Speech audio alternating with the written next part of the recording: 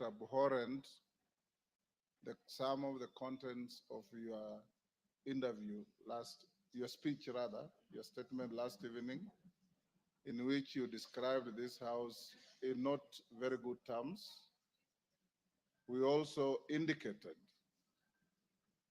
that the rules of this house preclude matters pending before the house from being canvassed in other fora, particularly by members of the house, and to an extent of broad interpretation of the standing orders, a person who is subject to the motion going on in the house. It is spilled milk, it's water under the bridge. You said what you said, but it is only fair that being an immediate former member of this house, that you exercise your conscience to hold as to whether this is a theater of the absurd or is an honorable National Assembly of the Republic of Kenya. You may start by addressing that. Thank you very much, Honorable Speaker. And thank you, the honorable members present, for according me this opportunity to prosecute the matter before us. Mr. Speaker, sir, I have tremendous respect for this great institution, having served here for 5 years between 2017 and 2022. And I appear here in a very nostalgic moment that I'm back in the house where I stayed for 5 years, despite the fact that I've come under difficult circumstances. Mr. Speaker,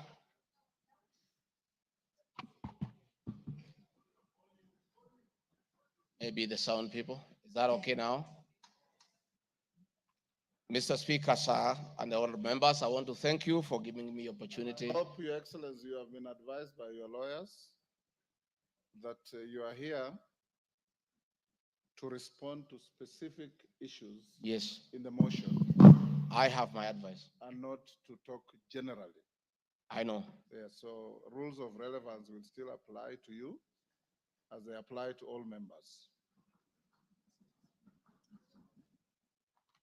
Mr. Speaker, the motion before this great house alleges that 2 years ago, since assuming office, I have acquired property and wealth whose estimated value of 5.2 billion shillings. A significant number of properties to which this sum of 5.2 billion is erroneously and maliciously attached belongs to my late brother, the late Honorable James Gachagua, and as demonstrated by his will, a copy of which is attached. The fact as follows. Olive Garden, my response. The allegations that I own the Olive Garden Hotel is false. The truth is that Olive Garden Hotel used to belong to my deceased brother, the late Honorable James Gachagua, and therefore has never been my property. This is information that most of you may be aware, as it is in public domain. Upon his demise, my late brother left a will in which, in his recognition that I can take care of his family, he appointed me as one of the executors of his estate. In the said will, my late brother directed that the hotel should be sold, among other properties, and proceeds distributed as per the will. I'm also listed as a beneficiary together with other persons named therein. In accordance with these instructions, the hotel was sold by the executors to a third party. Owing to the above, I do not own the hotel and have never owned it contrary to accusation in the motion. For the benefit of this august house and the general public, I have annexed to this response copies of the following supporting documents. My late brother's will, sale agreement dated 17th May 2023, an official search for Olive Garden Hotel Limited. Mr. Speaker, Bipingo Beach Resort, just as in Olive Garden, above this allegation is also false. Bipingo Beach Resort belongs to the estate of the late James Gachagua. For the benefit of this house and the general public, I have attached annexed to this response copy of the official search for Vipingo Beach Resort Limited, confirming that the hotel is still in the name of my little brother's estate. Queen's Gate Service Apartment. The allegation is also false, as the property belonged to my late brother. Queen's Gate Service Apartments, registered in the name of Vipingo Beach Resort Limited, was sold to Cooperative Bank of Kenya Limited, Staff Retirement Benefits Scheme, as evidence by the agreement for this dated 4th May 2022 and a transfer dated 5th October 2022, marked Annex RG6. Land parcel Ruguru Kiamariga 2023 in Madeira East constituency, which have originally constructed a helicopter landing facility. My response is, I do confirm that I own the above referenced property, which is approximately 2.5 acres in size, and which I have planted napier grass for my dairy cows. I purchased the land in the year 2023 for 3.5 million from farm proceeds coming from my dairy farm. I have read through the motion, and there is no iota of evidence adduced of the impropriety in the way I acquired this small property. Finally, on this matter, I wish to confirm that there is no helicopter landing facility for this particular parcel on the motion. This part is also false. I attach a copy of the agreement for purchase of this property marked Annexure RG7. 40 acres of land purchased in Kakuret within Kabraine in Nyeri County. My response, I confirm that I own a property, having bought it in 2015, a time when I was not a state officer.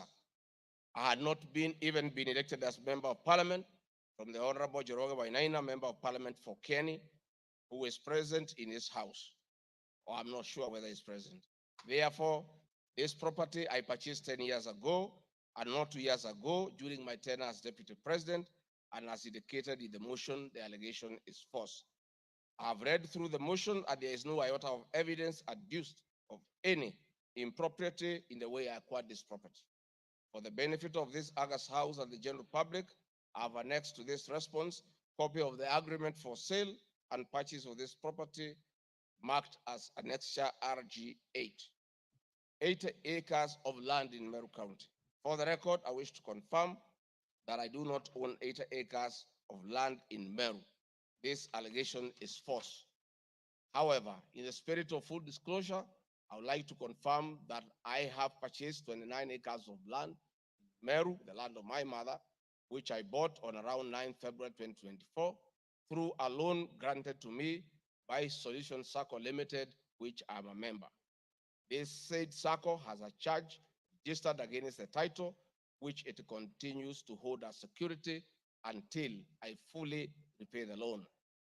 For the benefit of the August House and the general public, I have annexed to this response copies of the agreement of sale marked RG9 and a letter dated 15 July 2024 from Solution Circle Limited, confirming that they financed the purchase of the property marked Annexure RG10. Dairy farm in Nyandarua County. My response is, I do not have a dairy farm in Nyandarua County. Therefore, this allegation is false. The land in Nyandarua has no single animal. Companies. The motion alleges there are 22 companies owned by my family members and which have been used to massively launder money and conceal proceeds of crime, corruption, and benefit from influence peddling. My response is, the mover of the motion has listed the 22 companies associated with me and has alleged that they have been used to massively launder money and conceal proceeds of crime, corruption, and benefit from influence peddling. I've carefully gone through the motion and have not seen any evidence to support or prove the allegations therein. It is not clear to me how to respond without having seen any evidence incriminating the companies. I'd like to be clear that these companies have not been involved in any illegal activities, and I believe that is why the mover of the motion has not tabled any evidence of impropriety with respect to the companies. It does appear to me that the mover of the motion was so meticulous to get all the companies associated with me and my family.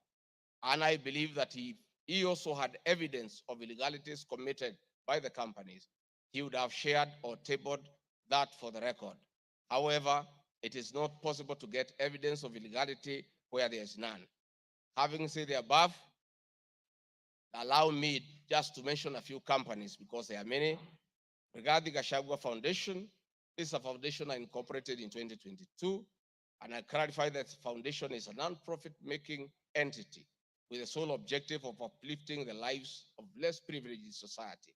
This foundation therefore does not trade, and honorable members, you are aware that by law, a foundation cannot be used to trade. Since incorporation, the foundation has received a total of 12 million shillings, which has been utilized as per the schedule marked Annex RG 11, which is paying school fees for children in Pwani University and other universities across the country. Dorcas Rigathi Foundation, because she is not here to defend herself, this is a foundation founded by my wife, Pastor Dorcas, incorporated immediately we came into office as a non-profit making entity for the sole purpose of rehabilitation of drug addicts, widows, single mothers, and orphans. A brief write-up of this foundation, together with its achievements, is annexed here with as Annexure RG 12. It is in public domain that Pastor Dorcas have been around the country doing work of rehabilitating drug addicts and helping others who have challenges. There are many other companies that are here that I don't, because this is a house of record, I don't want to bother the members of parliament of going through all of them. I want to probably only talk about Wamunyoro Investments Limited, named after my village in Wamunyoro. This company was incorporated 21 years ago before I became deputy president, and it's a company that holds family property. Mr. Speaker, sir, I've been accused of exerting influence on officials in the Ministry of Lands to issue an allotment letter to Wamunyoro Investments Limited and using the fraudulently acquired documents in support of a court case. My response, Mr. Speaker, sir, and honorable members, wish to confirm that Wamunyoro Investments Limited has never been issued with any letter of allotment for land in Embakasi. Wamunyoro Investments Limited purchased this land from a third party in the year 2012. The company's ownership of this property has been confirmed through two legal processes. One, a case was filed before the National Land Commission in the year 2016, adjudicated, and a determination was made that this property belongs to Wamunyoro Investments Limited. That was long before I became the Deputy President of the Republic of Kenya. Again, a matter was filed in High Court, case ELC, case number E242 of 2022, which was filed before I became Deputy President. All the documents filed in support of this case were filed in court before I became Deputy President, and no documents have been filed by myself in court upon becoming Deputy President. This being the case, it is not true that I have used my office as Deputy President to manufacture documents filed in this matter. High Court found that this land legally belongs to Wamunyoro Investment Limited and issued the appropriate direction. This matter has since been challenged in the Court of Appeal. I invite any honorable member who may want to be enjoined in this case to have the liberty to do so. Mr. Speaker, sir, I've been accused in the irregular procurement of mosquito nets at a cost of 3.7 billion. In response to paragraph 45, ground 7 at page 23 and 42, paragraph 78 and ground 11 and page 36, 37 or 42 of the impeachment motion, I wish to respond as follows. It is not true, as claimed in paragraph 3 of the witness affidavit of Andrew Molwa, that I was involved in the KEMSA 3.7 billion irregular procurement of malaria nets, either directly or through proxy. Further, Shobika Impacts Limited was not awarded the subject tender as the acting director of procurement, Dr. Justice Kinoti, by letter 5th May 2023, formally notified Shobika Impacts Limited that its bid was unsuccessful because its tender security was not paginated and the tender was hence non-responsive. That is clear at paragraph 4 of the witness affidavit of Andrew Morwa. He contradicts himself by claiming that on 11 July 2023, I pressured him to surrender the original bid board. Yet by the letter dated 5th May 2023, KEMSA had requested for collection of the original bid. Thus, there was no cause to pressure to be exerted on Mr. Morwa for any other purpose. I am aware of a foreign company known as Shobika Impex Private Limited, domiciled in India, and which appointed Crystal Kenya Limited as its local agent in the year 2014, that is 8 years before Rigathi Gachagua became the deputy president. To date, Crystal Kenya Limited has complied with the agency terms between itself and Shobika Impex Private Limited, annexed hereto and marked as Annex RG18 in an appointment agency letter by Shobika Impex Limited in the year 2014. Sometime in 2023, Kenya Medical Supplies Authority advertised tender number GFATM MOL NFM 2022-2023 for supply of long-lasting insecticidal nets using the international open tendering method of procurement on behalf of the Global Fund. The monies for supply of the nets, as per my understanding, was a pure grant from the Global Fund. I am aware that Shobika Impex Limited still participates in doing business with and has not been debarred by the Global Fund to date. I believe being technically qualified to provide and deliver the goods subject of the tender document, having the financial ability to do so, and without their participation or assistance from Crystal Kenya Limited, Shobika Impex Private Limited independently participated and submitted in its bid in response to the subject tender pursuant to an invitation by KEMSA. Having not participated in the subject tender, Crystal Kenya Limited did not submit any of the documents in response to the subject tender. Specifically, Crystal Kenya Limited did not submit a bid board or tender security in its name in response to the subject tender. It is therefore not true that Crystal Kenya submitted a fake bid board with an intention to fraudulently acquire public property. It is also not true that with my sons, I used Crystal Kenya to massively launder money, conceal proceeds of crime, engage in corruption, and benefit from influence peddling. Subsequently, by the letter 5th May 2023, KEMSA notified Shobika Impex Limited that it was not successful because the tender security was not paginated and requested Shobika Impex Private Limited to collect its bid security from the procurement office immediately.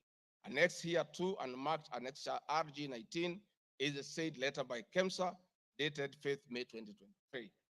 However, EACC commenced investigations of the subject tender, and on conclusion of the investigation by EACC and the Senate on the subject tender, KEMSA CEO Terry Ramadhani, who had been suspended on this issue, was appointed Kenya's Deputy High Commissioner in New Delhi, India by President William Ruto. Thereafter, Crystal Kenya Limited, as Shobika Impex Limited agent in Kenya, followed up in the release of Shobika Impex Private Limited's bid board tender security on behalf of Shobika. Annexed here to an annex and marked Annexure RG20 is an email from Shobika Impex Private Limited email addressed to Crystal Kenya Limited, together with a letter of even date confirming that Crystal Kenya Limited had authority to collect their bid board.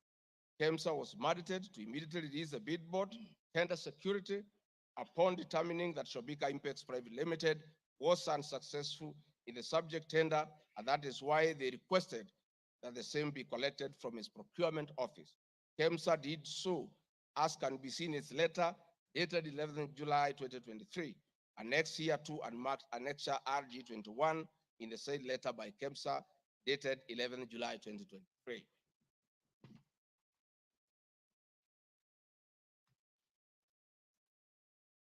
Mr. Speaker, noting that Shobika Impex Private Limited was not successful, it did not supply any goods, and it did not receive any public funds in payment thereof with respect to the subject tender. Accordingly, I have not committed any crime under Section 45(1), 46, 47(a)(3), and 48(1) of the Anti-Corruption and Economic Crimes Act, and Section 2, 3, 4, and 5 of the Proceeds of Crime and Money Laundering Act. Further, I have not breached Section 34 of the Leadership and Integrity Act, for I did not bully any state or public officer with respect to the subject tender, and specifically, no evidence has been tendered to support the allegation at paragraph 78C of ground 11 at page 37 or 42 of the motion, which alleges that I summoned procurement officers in ministries and institutions, instructing them to direct procurement of goods and services in a specific manner.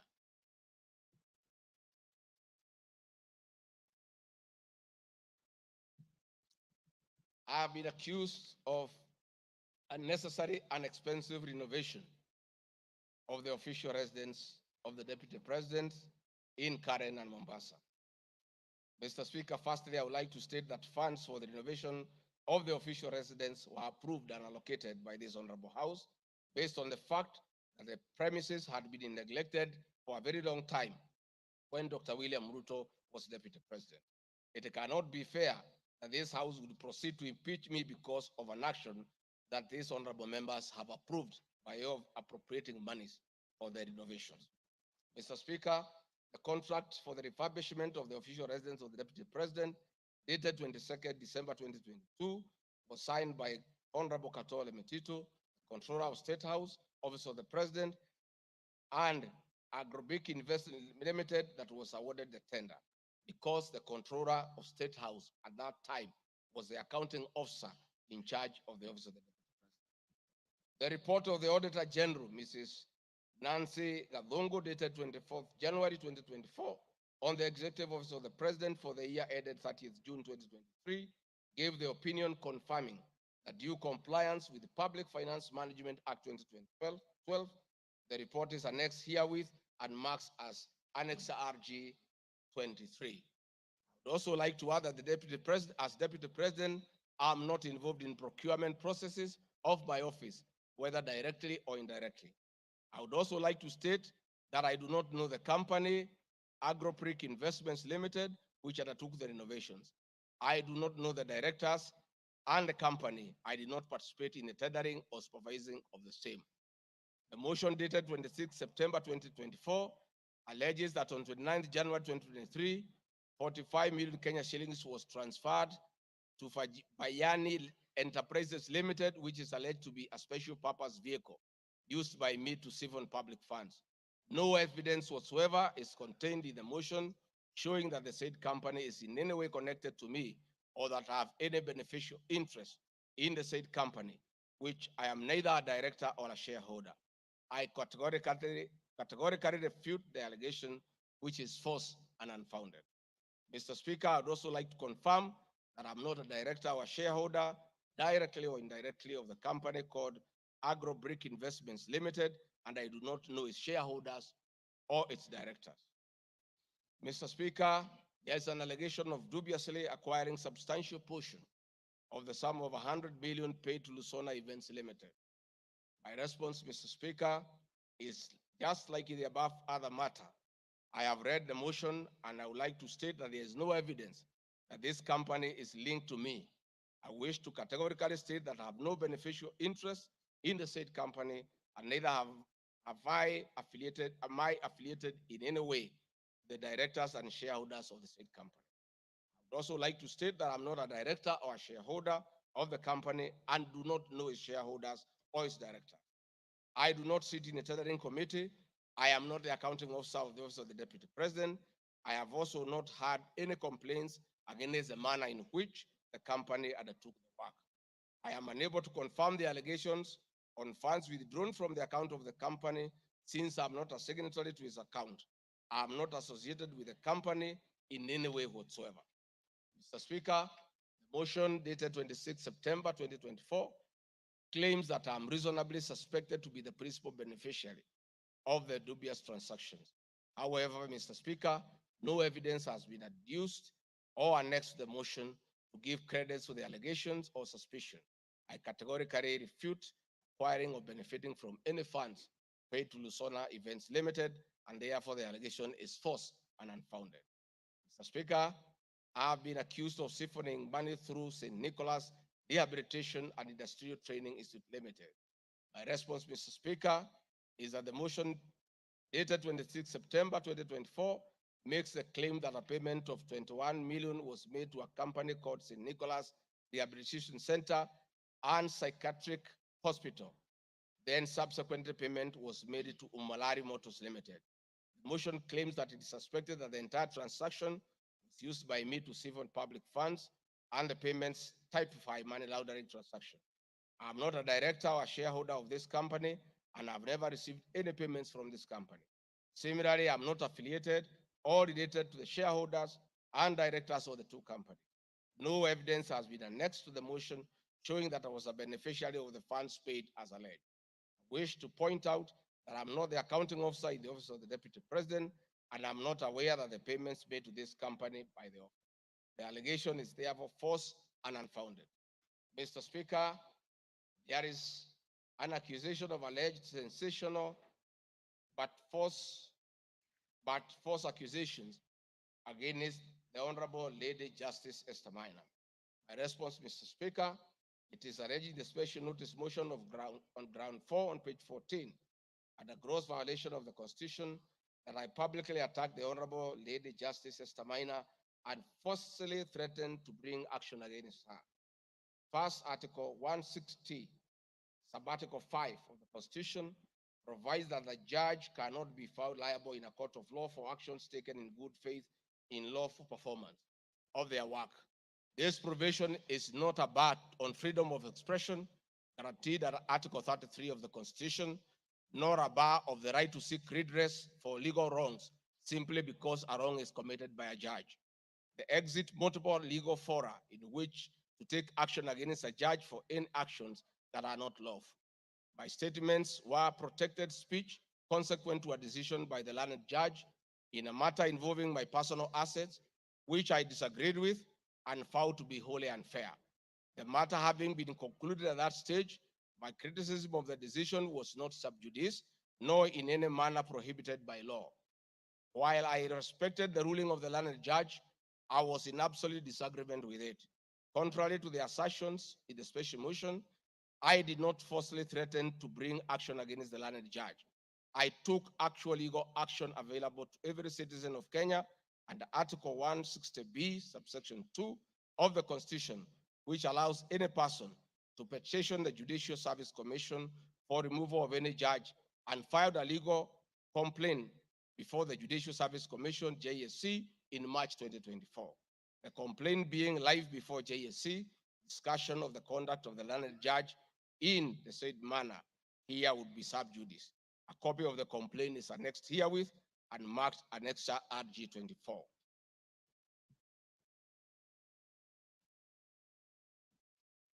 Mr. Speaker, I have been accused of diverting materials meant for construction of Kilifi Malindi Highway to tarmac a private road to Vipingo Beach Resort. My response, Mr. Speaker, I reiterate that Vipingo Beach Resort is registered in the name of the estate of my late brother, Honorable James Gachagua. Number two, the facts are as follows. King Charles III visited Kenya between 30th October 2023 and 30th November 2024. During his state visit, one of the designated places where King Charles III was to visit was Kuruitu Marine Conservancy, which shares a road with Vipingo Beach Resort. I have annexed a copy of the program for the state visit to Kenya by King Charles III, marked as Annex RG 25, which at page 13 on items 63 and 64 shows his departure and arrival at Kuruitu Marine Conservancy. There are several media reports confirming the visit by King Charles III to Kuruitu Marine Conservancy. I've annexed extracts of the media reports by the Star newspaper dated 7 November and by African News marked as Annexure RG 26. My understanding is that the road to Kuruitu Marine Conservancy was upgraded in respect of this visit, which also to benefit the local community, including amenities like Cheriani Secondary School, Cheriani Primary School, a mosque, and a public market as part of the corporate social responsibility. I wish to point out that the alleged road that is Takaungu, Shariani, Vipingo, is a public road and not a private road leading to any property associated with the deputy president, but a public road. Mr. Speaker, I've been accused of undermining the president and the cabinet by allegedly making contradictory public statements from the position taken by cabinet regarding the evacuation of the people residing along the Nairobi River. My response, Mr. Speaker, is that Article 147 of the Constitution provides that the deputy president shall be the principal assistant of the president and shall deputize the president in execution of the president's function. Article 28, which states that every person has inherent dignity and the right to have the dignity respected and protected. Article 29C, Mr. Speaker, states that every person has the right to freedom and security of the person, which includes the right not to be subjected to any form of violence from either public or private sources. Section 15G1 of the Land Act states that notwithstanding any provision to the contrary in this act or in any other written law, all eviction shall be carried out in a strict accordance with the following procedure. Be preceded by proper identification of this taking part in eviction or demolitions. Be preceded by the presentation of formal authorizations for action. C, where groups of people are involved, government officials or their representatives be present during an eviction. D, be carried out in a manner that respects the dignity, right to life and security of those affected. E, include special measures to ensure effective protection to groups of people who are vulnerable, such as women, children, the elderly, and persons with disabilities, including special measures to ensure that there is no arbitrary deprivation of property or possessions as a result of the eviction.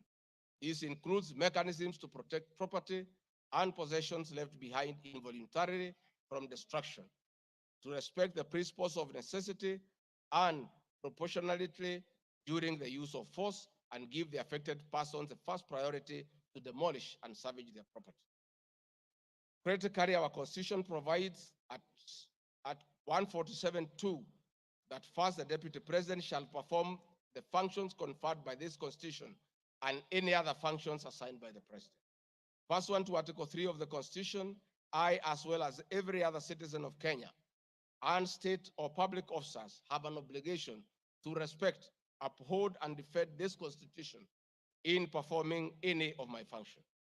This, the national values and principles of governance contained in Article 10 of the Constitution, by those state organs, public officers, and all persons, including myself as Deputy President, wherever we make or implement public policy decisions.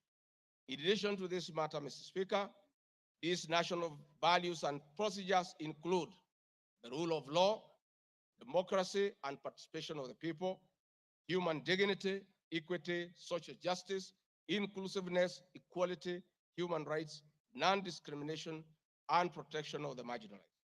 Adherence to these principles become extremely important when we as state officers are contemplating legal evacuation of citizens with a duty to avoid inhuman forced eviction that will be contrary to our Constitution and international law.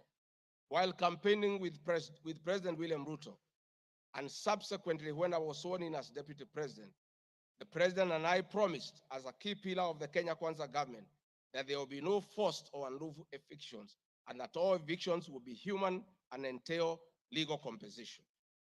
Mr. Speaker, the Office of the Deputy President has undertaken extensive engagement with all parties in regard to cabinet decisions on eviction, which I fully support, including the Nairobi River, which is an entity under the Office of the Deputy President and the county government of Nairobi. Adherence to these principles become extremely important when we, as state officers, are contemplating legal evacuation of citizens with a duty to avoid inhuman forced evictions that will be contrary to our Constitution and international law. Guideline number 6 of the United Nations General Assembly guidelines for the implementation of the rights to adequate housing prohibits forced evictions, and that the state should ensure that any eviction under domestic law are fully compliant with international law.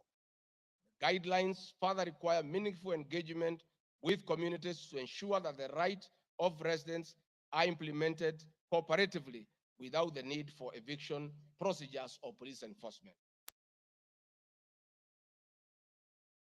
Of government directives on the eviction, save for the fact that on being informed that the persons residing along Nairobi River would be evicted and paid 10,000 shillings only, which I and many other Kenyans felt was inadequate compensation for eviction.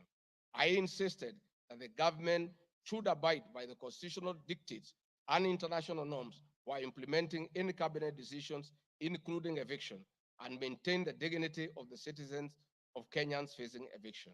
My statements did not and cannot be construed to undermine the president by insisting that people should not be evicted inhumanly and without adequate compensation.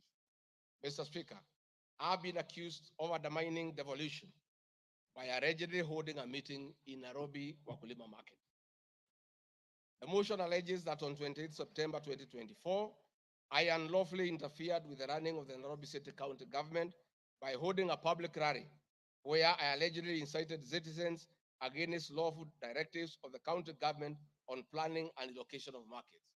My response, Mr. Speaker, is that the motion alleges that on 20 September 2024, I unlawfully interfered with the running of the Nairobi City County government by allegedly inciting citizens against lawful directives. Article 6.2 of the Constitution provides that the government at national and county levels are distinct and interdependent and shall conduct their mutual relations on the basis of consultation and cooperation. This being the case, it cannot be said that there is a violation of the Constitution when someone from the national government makes a comment on matters relating to county government. The traders had sought me out to intervene and request the governor on their behalf to dialogue with them and seek a solution to the grievances with regard to the relocation of markets.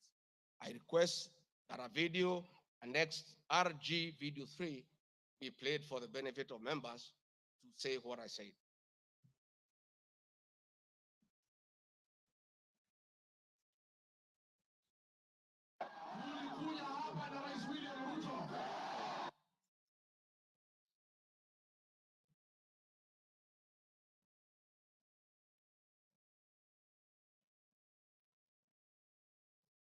Please play the video for us.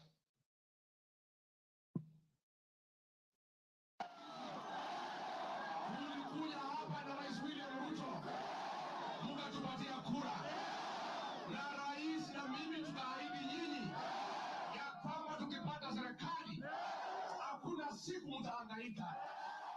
Na kwa hivyo mimi nasikitika sana nikisikia serikali ya kaunti inanyanyasa nyinyi. Hiyo hatuwezi kubali. Nikamwambia nyinyi, nikamwambia mpatie gavana nafasi. Gavana wetu Sakaja tukakubaliana ya kwamba akiwa gavana wa Nairobi, Rais William Ruto akiweko, mdogo wake, wafanyabiashara wetu watapata nafasi ya kufanya kazi yao. Na mimi nataka kuomba kwa heshima, wale wote ambao tumepatiwa nafasi ya uongozi na Wakenya, tukumbuke ya kwamba tulipata nafasi ya kuongoza kupitia kwa kura ya wananchi. Na tukumbuke ya kwamba wakubwa wetu, wadosi wetu ni Wakenya. Na hakuna siku tutaweza geuka Wakenya. Wale walitupatia nafasi ya uongozi. Si nyinyi mlituandika kazi. Kwa hivyo mimi niseme ya kwamba niliuliza gavana mketi chini, kuwe na mazungumzo, kuwe na maelewano. Watu ni wananchi na wananchi ni watu ya kusikizwa. Mimi niko hapa kumhakikishia ya kwamba nimemuuliza gavana kwa heshima na mimi sina kiburi. Mimi namuomba akiwa kiongozi wetu hapa Nairobi, asikuwe mtu ya kugeuka watu walimchagua. Nimemwambia yeye akubali aketi chini na kamati. Hii soko ime... Thank you, Mr. Speaker. My counsel has just drawn my attention that in my earlier explanation on Nairobi River, I have a video 1 and 2 that I would like you to play so that I buttress my point of what I meant. This Want is to ask the people video 1 and 2. of Kenya to work hard. We don't have a choice. Once we try to fix this economy and create a good working environment where we don't criminalize enterprise, where ordinary Kenyans are allowed to work, where businessmen are not harassed by KRA,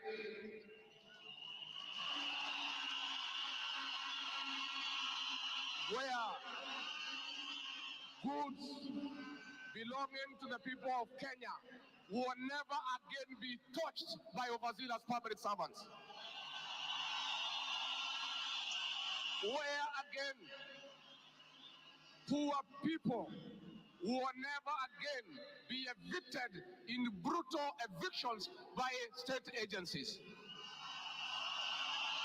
And I say, freedom is here. Now, the number of fatalities from the ongoing forcible eviction by the government has risen to 3, with another tragic loss in Mathare on Monday. An 18-year-old boy died as a bulldozer brought down a church in the area just moments after President William Ruto left. The young man, who was assisting in salvaging the church's belongings, became a casualty of the demolition. Earlier on Saturday, 2 individuals lost their lives in Mukuru kwa Ruben during a similar eviction exercise. Ben Kirui reports.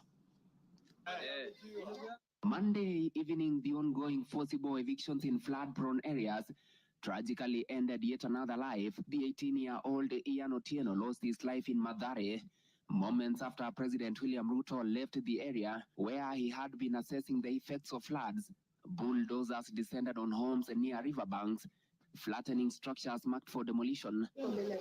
Winnie Makinda, Ian's mother, struggled to comprehend the loss of her son, a candidate in this year's KCSE.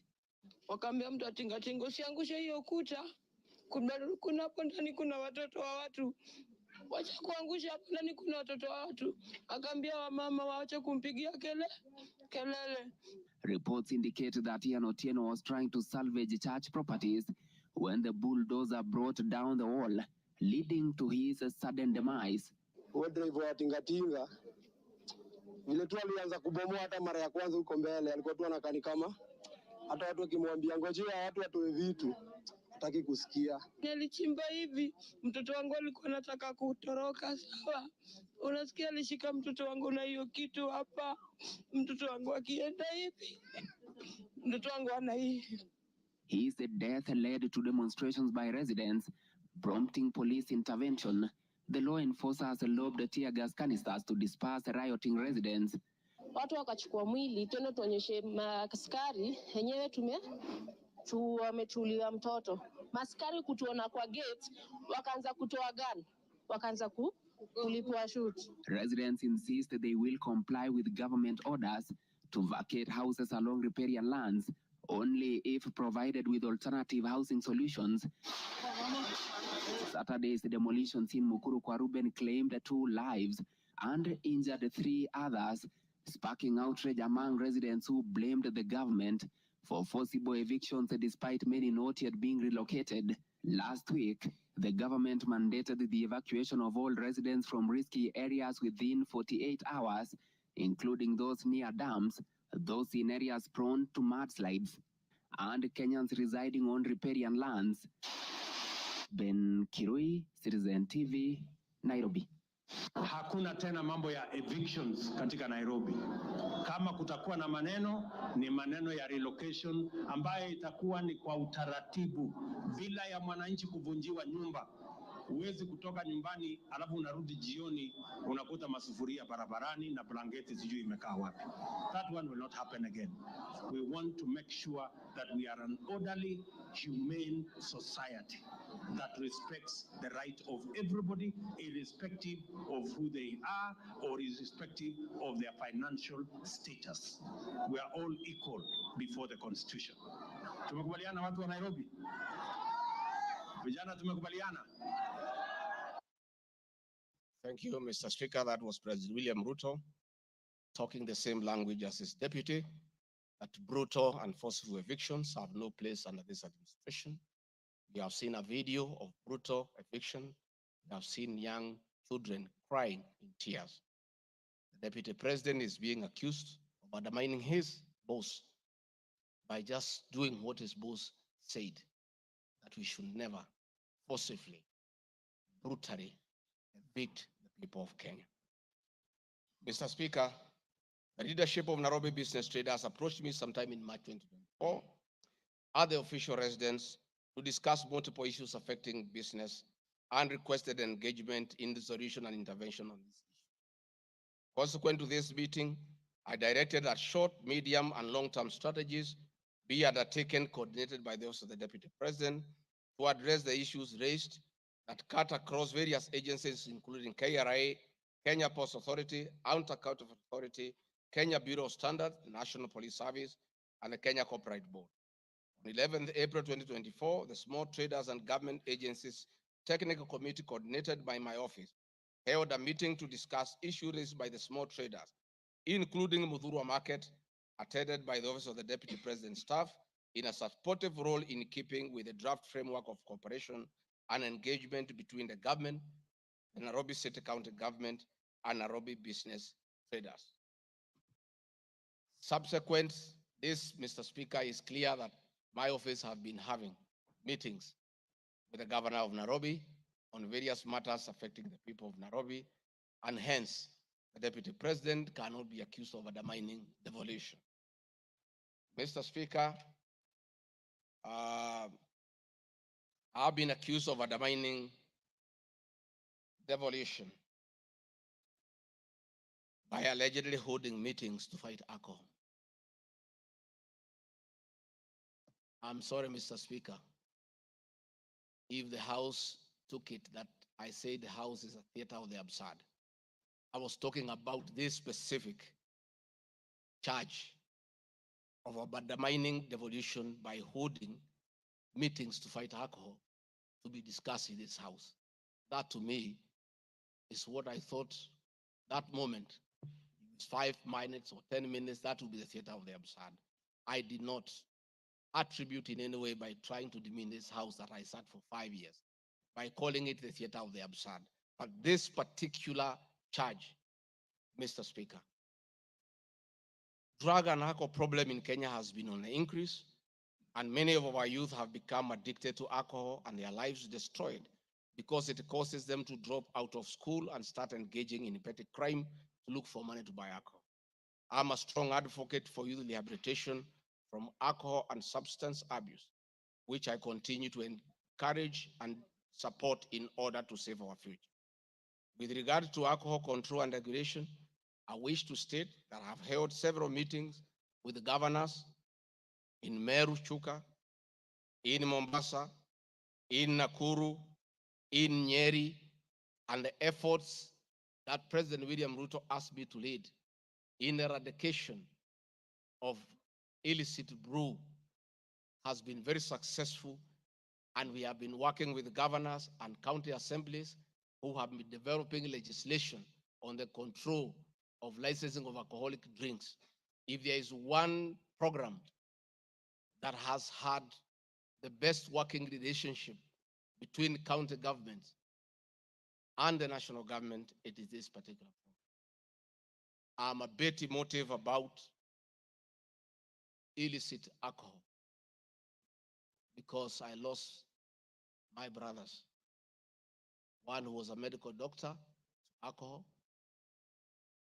another who was a farmer to alcohol. I take it passionately. I don't know who complained about this particular charge. I have not seen any evidence of any complaint, and I've not had any person in Kenya complaining that the deputy president is undermining with the devolution by leading the war on illicit brews and drug abuse. Whatever this House decides tonight, and the other subsequent House, whatever happens to Rigathi Gachagua, whether he's in or out of office, this war must continue and must be won for the sake of our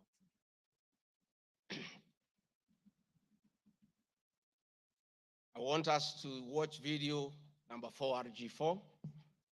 Leaders, those of us who have been elected, Madam Waiguru, Governor Kahiga, Badilisha, Kangata, Wamatangi, what shall we tell our people? Where are we? What shall we tell the people who elected us? When we meet them, what shall we tell them? When our children got wiped out by alcohol and drugs, where are we? We'll have nothing to say. Dede Nyoro, Kimani Ichung'wa, Magenge, mutaambia watu nini? Mukami, mutaambia watu nini? So please, this forum here today, let us be open and candid. Speak from your heart. Let us know what ails us. What is it must we do? We have the support of the president and he's waiting. He has told me by 7 p.m. today, he wants a report. He cannot accept the situation. He cannot. Neither can I. And none of you should accept this situation. It is not right. It is not fair. It is not acceptable. We must deal with it as leaders. And we are here, we are all leaders. As an OCS, you are a leader. That's why you have been given that responsibility. As an ACC, you are a leader. County Commissioner, wewe ni kiongozi. DCIO, wewe ni kiongozi. Sisi ni viongozi. Na juu ya hayo, sisi ni wazazi. Tafadhalini, tukubaliane, tutafute suluhisho. Na tukipata, tuende tufanye kazi. It is possible. It is doable. It is something that we can do. Thank you, Mr. Speaker.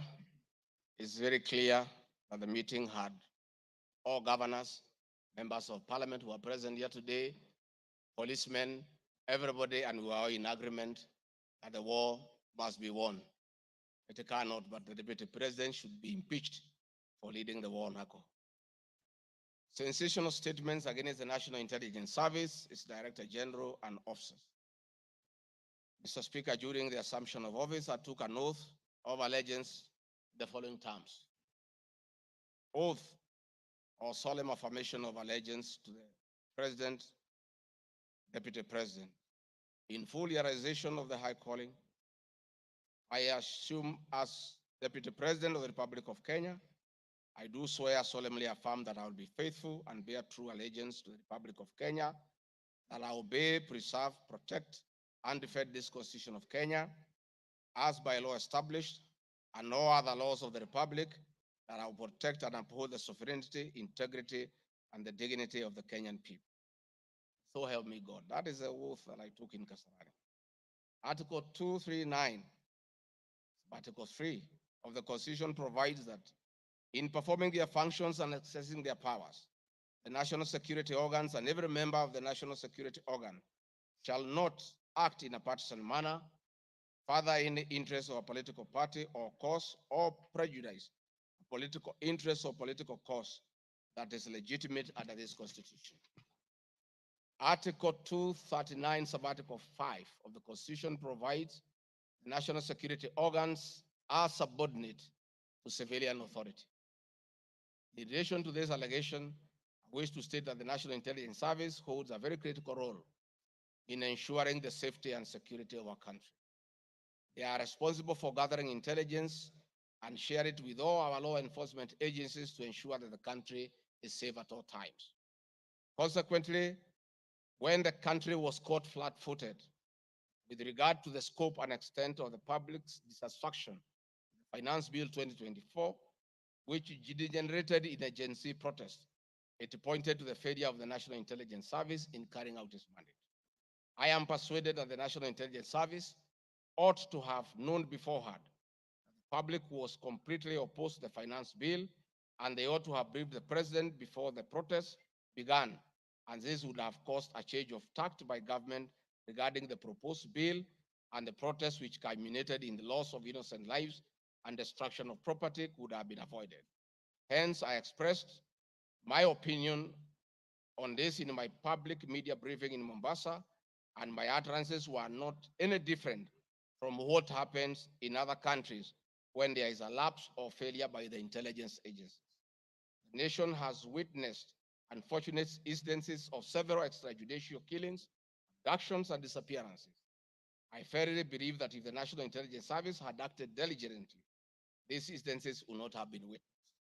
Under the Constitution, the government agencies are supposed to be accountable to the Kenyan people, including the National Intelligence Service, and calling them out when a dereliction of duty does not amount to undermining them. I am also aware that the Kenya Kwanza government has been at the forefront in calling out officers who do not seem to understand their work. Recently, my boss, the president, publicly complained that there are some PSs and CSs who did not seem to understand their role. Please play for me video number 5, RG5.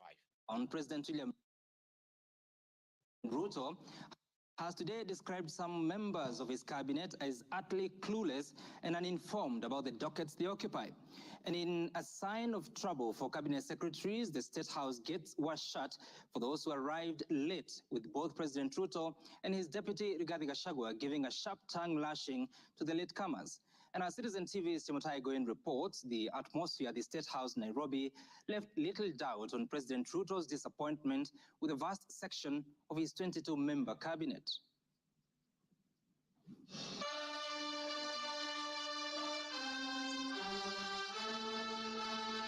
A cold morning in Nairobi, but the seats on the State House grounds came ultra-heated, particularly for cabinet secretaries. The cabinet members came here to sign performance contracts, but the oral appraisal of the day spurred anything between trouble and outright doom. If you cannot keep time with your employer, you have basically dismissed yourself. I mean, it's just as simple as that. So, for those who came late, who are members of the executive, I will be expecting a written explanation, and it should not include matters of traffic. Punctuality was at issue, with some cabinet secretaries being locked out of State House for lateness. And from the podium, the president and his senior lieutenants were unforgiving. Nimeona watu wale wamechelewa, nikaona rais unaniona ninamjua. Nikaona uso yake nikajua hapa kimeumana. Sababu leo ni siku ya performance contract. Ile siku muhimu sana ya kuja kuweka. Na wewe umefika pale rais anakaa. Tayari amekaa na ndiye rais wa Jamhuri ya Kenya. Wewe umechelewa ukiwa kuona nani? Who else have you gone to see? One of the things we need to learn in our performance contract is to beat the traffic. For the 19 cabinet secretaries present, the atmosphere at State House progressed from bad to worse as President Ruto and his deputy Rigathi Gachagua issued a blistering assessment of the performance of the cabinet members. Many of you, the people I speak to, don't even know what is going on in your ministries or departments. You have very scanty information. The moment I know more than you in your ministry, then you must begin to understand that something is very wrong. How do you run a ministry or a department or a parastatal if you have no information? That is the highest level of incompetence. Those of us who came with the president from the political space and who are his friends, and we assisted him to become president. Once he gives us a job, that is the termination of that friendship. The friendship with the president will be based on nothing but performance. From travel habits to basic work ethic and even media appearances, it was a brutal ground zero appraisal for the cabinet. Why do you have to honor every invitation that you have been given to every country? Your Excellency, at times we have tried to hold cabinet committees, we can't. 5, 6, 7, 8 ministers are out of the country. Some change clothes at the airport from one country to another. That is the truth. Why can't you regulate yourself? If the president was to travel and honor every invitation, he will be out of this country the whole year. You just have to decide what is useful and other things you can leave to our ambassadors out of the country. So when you hear my deputy saying, find time travel, but travel and see the people who have hired us. You know, go to different parts of Kenya so that you can get feedback from the public.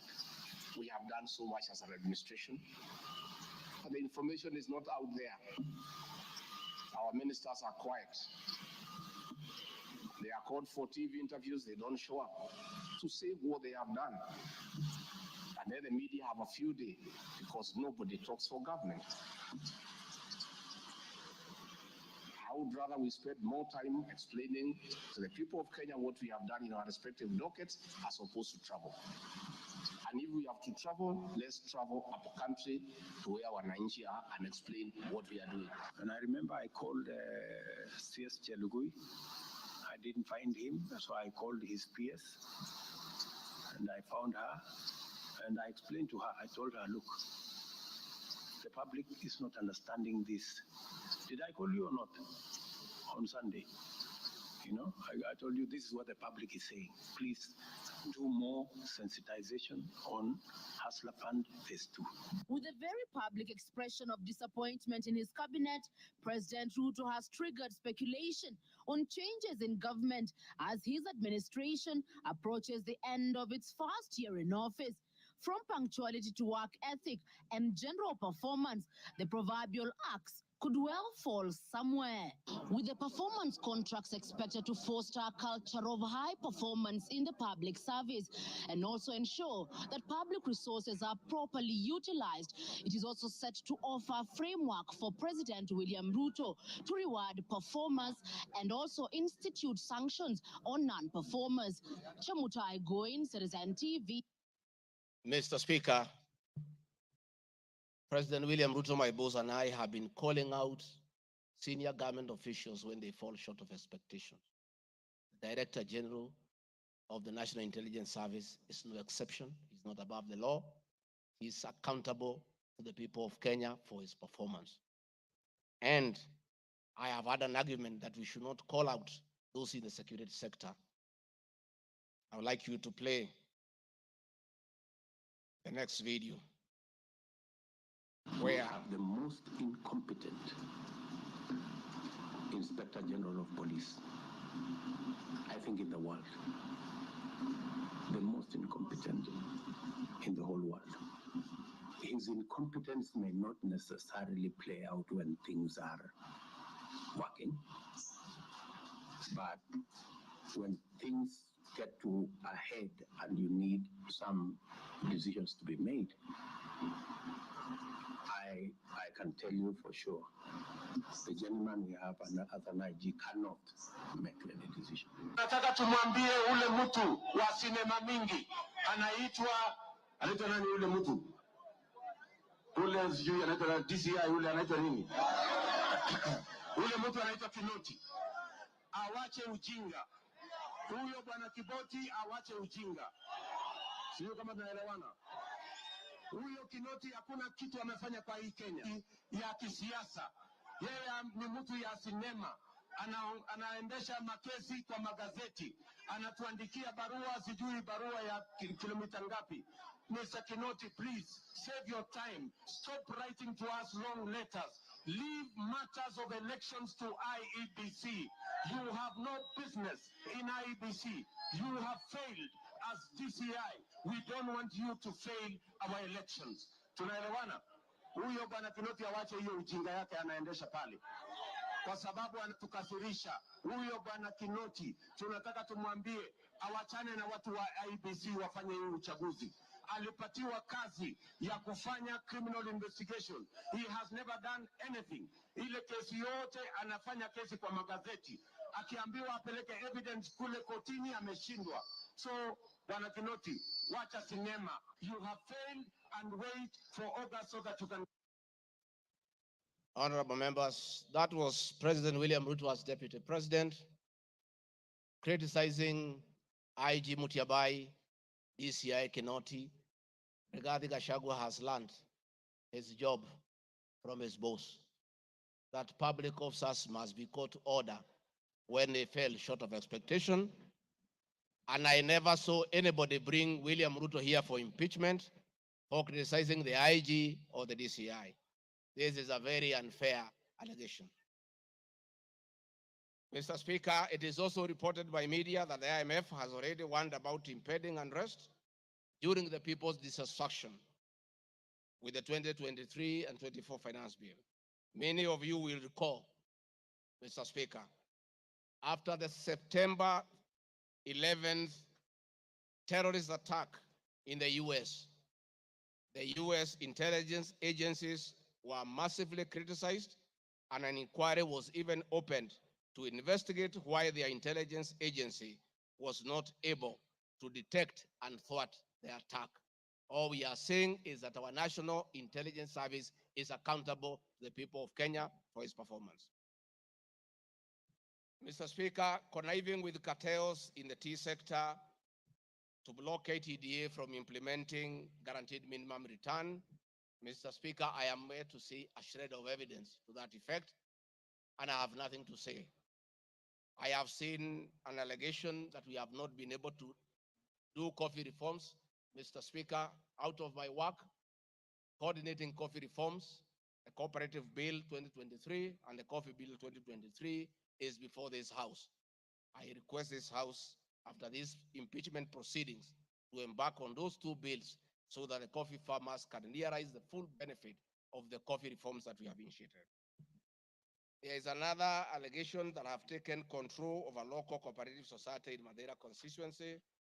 I don't know the name of that constituency, of that cooperative. It is false. I am here to see any evidence. I have nothing to say because there is nothing to be said. On the issue of shareholding, which I think members are interested in listening to, I listened to you this morning, and it was quite emotive.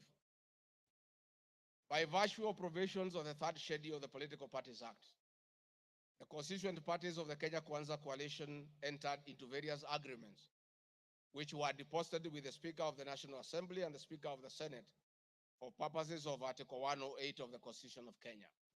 The following were members: UDA, ANC, Ford Kenya, PA, Farmers Party, Chama cha Kazi, Communist Party, Economic Freedom Party, Service Party, Tujibebe wa Kenya Party, Moja na Maendeleo Party of Kenya, and the Democratic Party of Kenya. In accordance with the provision of Clause 3, Schedule 3, a power sharing agreement and development agenda for the certain regions of Kenya, I attach copies of these agreements, RG 32. All those agreements talked about specific regions. The leaders who appended their signatures canvassed issues of appointments to do with specific regions. Power sharing agreement between UDA and ANC and Ford Kenya, for example, say that the UDA would nominate the coalition president, the presidential and deputy presidential candidates that was honored. The president would guarantee the stature, the dignity, and financial and operational autonomy of the office of the deputy president, which I have been insisting on because it's part of the coalition agreement. The ANC would be allocated the position of the prime cabinet secretary, which has happened. Ford Kenya would be allocated the position of the Speaker of the National Assembly, and that is why Honorable Masika Wetangula sits here today. In accordance with Article 2 of the Power Sharing Agreement, ANC at Ford Kenya would have a 30% share is a word, of the national government positions.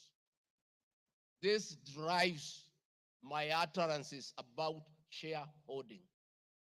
It is embedded in all these agreements that are attached here for you to read. I heard this morning an honorable member saying that the deputy president said the people of Ukabani will not get resources because they did not vote for Kenya Kwanza government. That is not true. The deputy president of the Republic of Kenya does not allocate resources. Resources for the development of the Republic of Kenya are appropriated by the National Assembly of Kenya, where I am today.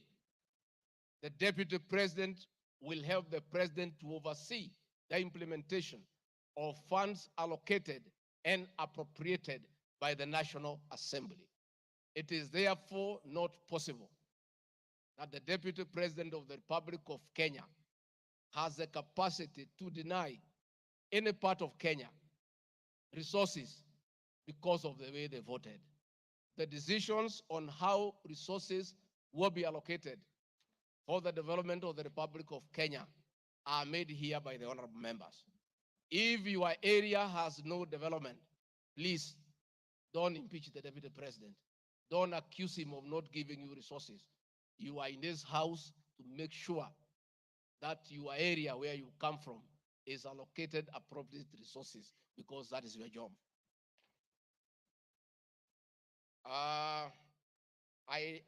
The agreements are attached, therefore I don't want to go into them.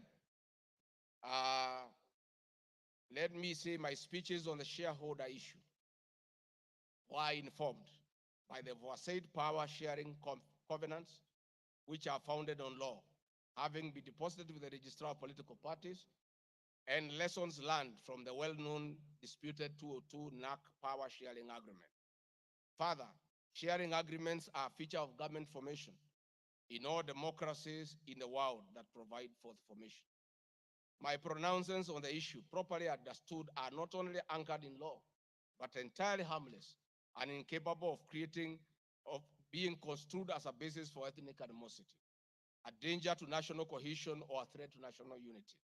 On the contrary, coalition building has been one of the most important innovations since the disputed 2007 elections in ensuring stability, equitable sharing of political power, national cohesion, and fostering of national unity. Indeed, Kenya Kwanza main opponent in 2022 general election, Azimio la Umoja Coalition, One Kenya Coalition Party, was a political party consisting of 25 political parties who also executed a power sharing agreement based on shares. I'm also aware that the Jubilee Coalition that executed a 50-50 power sharing agreement between TNA Party and URP Party for 2013 general election have thus not violated Section 13(1)(a) and 62 of the National Cohesion Integration, nor has this commission summoned me to explain any of my comments and how it can affect cohesion. However, notwithstanding the said power share agreement, upon election as Deputy President, I went out of my way, as required by the Constitution of Kenya, to serve all Kenyans regardless of their political preferences during the election or ethnic origin. I now produce the following video showing some of my speeches all over the country as marked RG Video 7.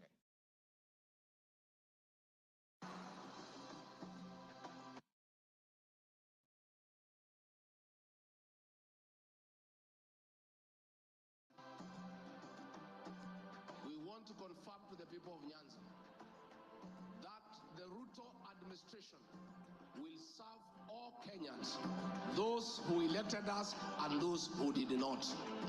Kenya hii kila mtu afanyiwe kazi, kwa sababu kila mtu nalipa kodi.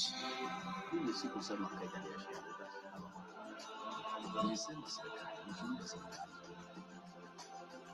wale wanakusaidia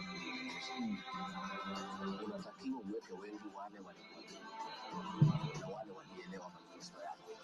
Mimi nimetembea Kenya, ninasema nilikuwa Mombasa, hiyo hapana mlima. Mimi nilikuwa Wajir, hiyo hapana mlima. Nilikuwa Garissa, hiyo hapana mlima. Nilikuwa Mount Elgon, Nandi nimekuja karibu mara 10. Eldoret nimekuja karibu mara 6. Kericho nimekuja mara 4. Tea conference ya chai tulikuwa na nyinyi mliopo Kericho. For now, kazi yetu ni maendeleo. Tutafanya kazi na kiongozi wowote, akuwe wa chama ile, akuwe wa chama hii, we don't care. This is the time to serve the people of Kenya, and we shall work with all elected leaders, irrespective of their political affiliation. Mr. Speaker, copies of documents demonstrating my efforts within the mandate allocated to me by the President to address security issues and economic equalization programs and policy in historically marginalized areas is Annex RG33.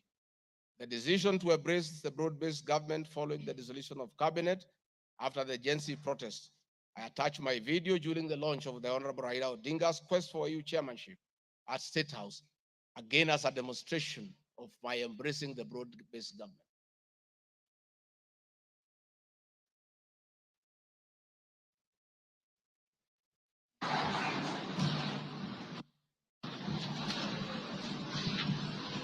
Your Excellency, Dr. William Ruto, President of the Republic of Kenya and Commander-in-Chief of the Defense Forces, Your Excellencies, Heads of States and Government present, Your Excellencies, Ambassadors and High Commissioners and members of the Diplomatic Corps, Heads of Delegations, Members of Parliament, and all dignitaries present, good morning.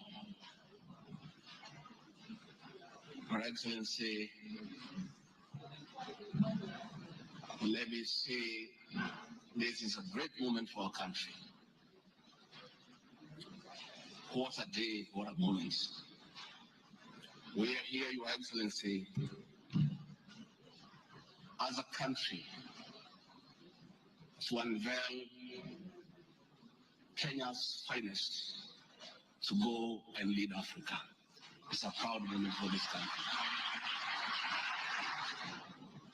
And I want to say, Your Excellency, the people of Kenya have been united to a man by the candidature of the Right Honorable Raila Odinga to be the chairperson of the African Union Commission. This is a quest that has brought pride to our nation. And I would like to tell the leaders here from Africa and the representatives that as a country, as we present the Honorable Raila Odinga to be our candidate, it is because Africa, our motherland, deserves the best.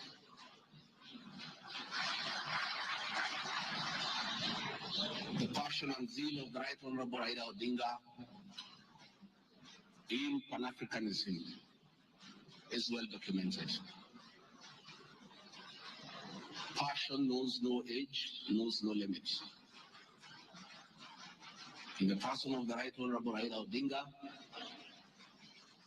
he'll join the ranks of Jomo Kenyatta and Kwame Nkrumah in pushing the agenda for Africa. And therefore, I want to say, Your Excellency, the lessons of today are that Raila Odinga, the Right Honorable, is a man of great resilience, endurance, and perseverance. Today, you are going to unveil the transformation of the Right Honorable Odinga from a national leader to an African statesman.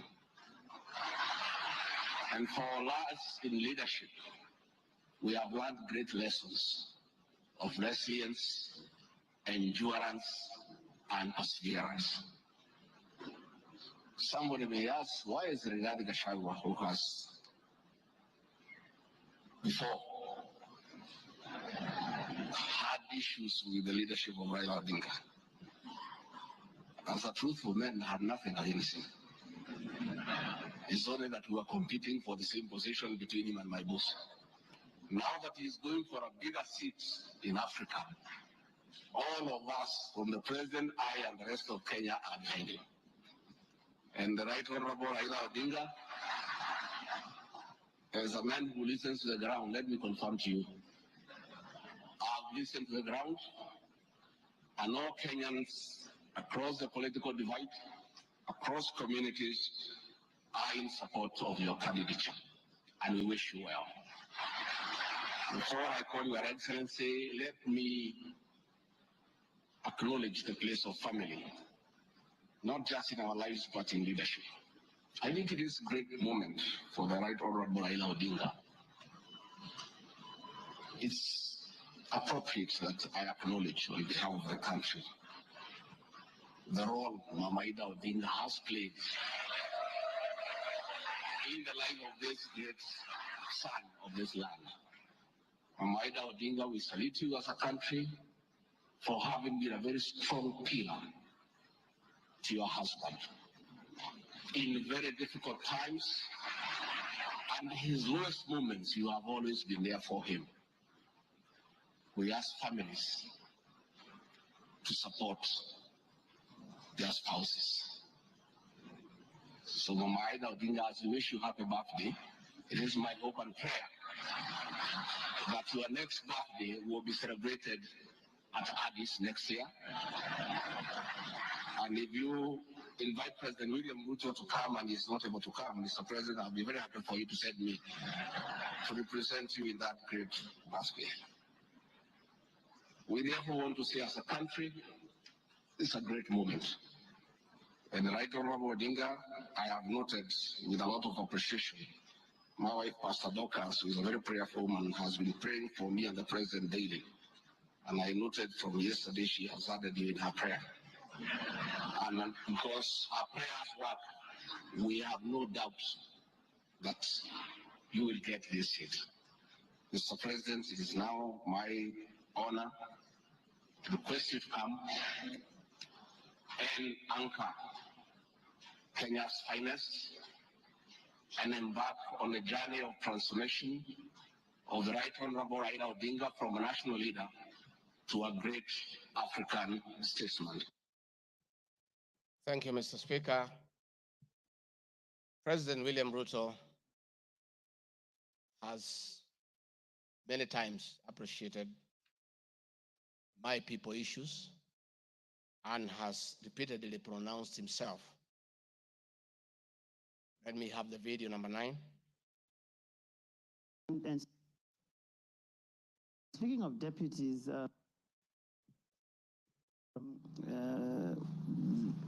you have in the last few weeks named Mr. Rigathi Gachagua as your deputy. There's been quite a debate, and I'm sure you know that, around running mates in this country. Perhaps this would be a great time to shed light on why you settled on this gentleman. Rigathi Gachagua is somebody I have known. Rigathi Gachagua is a very passionate leader. Rigathi Gachagua is a people's person. He speaks about the things that I speak about. He speaks about ordinary people. He's concerned about matters to do with farmers. He's concerned about the things that are dear to ordinary Kenyans. And the nexus between me and Rigathi Gachagua is the people. He believes in bottom-up the way I do. And that is why I chose Rigathi Gachagua to work with me. Thank you very much. Speaking of deputies... Thank you very much, Mr. Speaker. In addition, and almost in conclusion, I am not the only leader at the national level who has encouraged unity among Kenyans based on shared regional, geographical, and economic and other factors. I have attached several articles. Luhya unity is not optional, Moses Wetangula. Ruto puts case for Gema Kalenjin unity. Mijikenda unity in the offing. Masai leaders in unity talks ahead of next year's general election. I have attached those articles so that you understand that regions uniting does not mean they unite against other regions. They unite for common issues, common values, and to strengthen them to join other regions for national unity. Mr. Speaker, the motion dated 26 September 2024, tabled before the National Assembly, makes the generalized claims that have committed crimes under national laws, Proceeds of Crime and Anti-Money Laundering Act, Penal Code, National Cohesion and Integration Act as anti-corruption and economics crimes. It is on the basis of the claim that it is said that the threshold of impeachment has been met. I'm not aware of any active investigations by any state agency, offenses under the said laws, neither have I been called upon to record any step pertaining to any investigation. Just like any other Kenyan, the Constitution accords me the presumption of innocence in relation to criminal offenses until the contrary is proved in a court of law on a specific standard of. Therefore, in the absence of any active investigations by any investigative agency in Kenya, I do not believe that there can be any serious reason to believe that I've committed any offense. Otherwise, that will be an indictment of the intelligence agencies as well as investigative agencies. Therefore, it is inconceivable that the threshold of the impeachment motion as defined in Article 145 of the Constitution can solely be based on the perception of the mover of the motion in the absence of any other evidence. I heard the mover this morning saying that all we need to do is to believe in him. I believe that cannot be the position. We need actual evidence against the deputy president. The net effect of the impeachment of this basis of allegations of criminal offenses, evidence has not been tried and tested in court of law or by bodies mandated to investigate, would be to disqualify me from the possibility of holding public office in relation to Article 99(3) without the benefit of due process of law and exhaustion of the systems of appeal as provided in the penal code. Mr. Speaker, I do not wish to respond to the issues I had this morning that are outside the motion. I want to confirm that I have tremendous respect for Kenyan women, and I have never disrespected them. What has happened is that as politicians, there is always propaganda to undermine somebody. I call upon anybody with evidence that I've ever disrespected that person to come out and provide that evidence. I had my very great friend, the Honorable Faith Gitau, say that I disrespect women. Many times I've been to Nyandarua. I've referred to Honorable Faith Gitau as Ngatha. Ngatha is a Kikuyu name for a woman of great respect. That I have done countless times is on video. Finally, the Honorable Bose Sholei, I heard what you said in Eldoret. I heard this morning that you said I should be charged with treason. But my sister, me, I'm a grateful man. I remember, and I'll never forget. During the last administration, when I was arrested on fabricated charges for standing with the President William Ruto against the wish of the government at that time, Gladys Bosholai came and sat with me at DCI headquarters, brought me tea, brought me lunch, sat with me, comforted me. At court, she coordinated the collection of 12.5 billion shillings as my cash bail. She came to see me in Gigiri for 4 days and had very kind words for me. Despite what you have said, my sister, I do remember that one good thing that you did for me, and I'll love you and cherish you for the rest of my life. Finally, Mr. Speaker, as I wind up, I want to appeal to this Honorable House to consider the allegations against me by the mover of the motion, weigh it against the attached evidence, weigh it against my defense and the attachments and the videos that I've played in this house. And exercise your mind and exercise your discretion. Search your conscience and decide if Rigathi Gachagua is guilty of any of those allegations or is undergoing a political process. If you are so persuaded and you search your conscience without any intimidation or coercion or inducement, and you think is the right thing to do, please go ahead and do so. If you search your conscience and listen to the issues that have been adduced here, and you find that there are no grounds to impeach the Deputy President of the Republic of Kenya, please make the right decision. But as you do so, many members who are in this house remember what President William Ruto as deputy president went through. And most of us stood with him.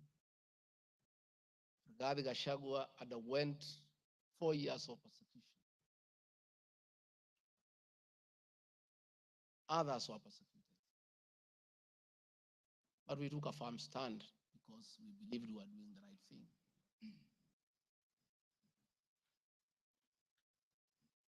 His family underwent humiliation. His friends underwent humiliation. He was a haunted man. And on Inauguration Day, he pronounced himself that freedom is here.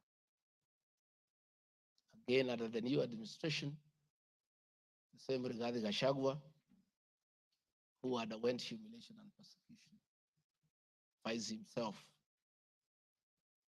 in the same space under that administration that he fought for. Try, look, reflect, and apply your conscience and make the right decision. Mr. Speaker of the House, I want to thank you for granting me this opportunity. And my address last night was not in any way meant to disrespect the House. Despite, Mr. Speaker, you having ruled that the matter should not be taken out of the House, it was being discussed in every TV station, in every meeting across Kenya. And Kenyans did not have a chance to also hear my side of the story. So I decided, since the accusations against me were everywhere in the country, the people of Kenya, and more so those who voted for me and President William Ruto, deserved also to hear my side of the story. I have tremendous respect for the National Assembly and your ability and capacity to make the right decision. Mr. Speaker, I want to thank you. Asanteni sana. Thank you very much, Deputy President. Thank you very much, Deputy President. I'm sure your fears that you'll not be heard fairly have been allayed. You've been heard in absolute silence. You've been heard with total decorum from the House. And members, I salute you for the display of your legislative maturity in giving an opportunity to a subject to a motion in the person of the Deputy President to be heard. What is it, Rosa? The proceedings are still going on. Who is praying? Yes, Senior Counsel. These proceedings are still going on. Yes, indeed. Mr. Speaker, this is a House of Record, and I had wanted to rise under Standing Order 65, 67A, and 67B. Two of those points you've already covered, Mr. Speaker. It is important that the record reflects that although the standing orders do not require that we listen to the witness in silence, indeed we did. Yes, secondly, that there was compliance with the Standing Order 67B2 in giving the witness a maximum of 2 hours. But there's a third one, Mr. Speaker, which I think should go on record. Standing Order 67A also requires that the witness be entitled to appear in person or with counsel. I see that the witness has appeared with at least 3 counsel, all of whose names should come on record, so that the record shows that counsel were actually allowed to the chamber. I see my friend Advocate Ongoya, my friend Advocate Njiru, so that there is no incompleteness of the record. I beg, Mr. Speaker. That is a fair comment. Counsel for the Deputy President, without making any unhelpful speeches, just put your names on record. I'm sure you have a team leader. The team leader will introduce himself and introduce his accompanying colleagues. Ongaya. Thank you so much, Mr. Speaker, sir, and thank you so much, honorable members. The team representing the Honorable Rigathi Gachagua, the Deputy President in these proceedings, is as follows. Honorable Paul Kibugi Muite, Senior Counsel, Mr. Victor Swanya Ogeto, my name is Elisha Ongoya, Mr. George Sakimpa, Mr. Ndegwa Njiru, Mr. George Wandati, Miss Faith Waigwa, Mr. Murigi Kamande, Mr. Amos Kisilu, Mr. Eric Kiprop Naibei, Miss Julia Omwamba, Mr. Tom Maina Masharia, Mr. Willis Echesa, and Mr. Andrew Moga. And that is all. Thank you. And apart from the three of you, the rest are within the precincts of Parliament? Within the precincts of Parliament, save for Senior Counsel Paul Kibugi Mwite, who sought to be excused from attending today, but is part of this team, and we are under his supervision and guidance. Thank you. From here, we'll proceed as follows. Deputy President, if you wish to leave, you are at liberty to do so with your team.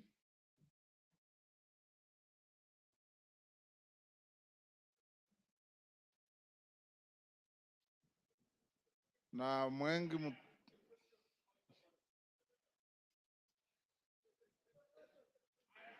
Yes, Kaluma.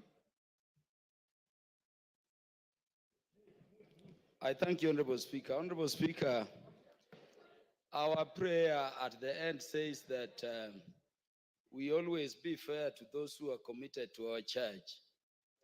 And Honorable Speaker, in his address to the House this afternoon, the Deputy President appears to have referred to some documents. I know we are moving towards the end of this particular session in considering this matter. And Honorable Speaker, I want to thank you for upholding Article 47 of the Constitution on the right to fairly and secure procedural fairness to every party as required by our Constitution. I wanted to ask Honorable Speaker that so that we consider what the Deputy President is saying in the documents, would I be in order to request the indulgence of the Speaker within the provisions of Standing Order number 1 to adjourn for at least 10 minutes so that we consider what the Deputy President's documents have and come back and make the decisions we need to make. Thank you, Honorable Speaker. The request does not meet my favor. Where's Mutuse? Mutuse, you have 30 minutes to reply before I call the minority leader and the majority leader. Will you exhaust your 30 minutes or you want to share out to anybody? I got an indication that you wanted to share 10 minutes to Kaluma. Pardon? I know. I am organizing the process. He's not going to be, I'm aware, Robert.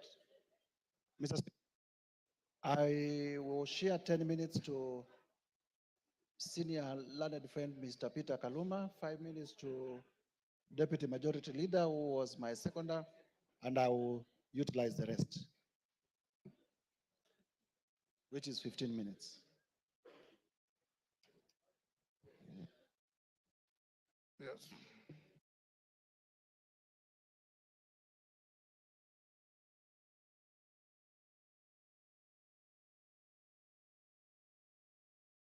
Honorable Mutuse, only you has the right to a second bite to the motion. Your seconder has no right to a second bite. So if you have extra minutes, as I call the minority and majority leader, Kaluma will have 10 minutes if you want to donate to anybody else, but not Owen Bayer. Minority leader, now it's your time. You have 15 minutes.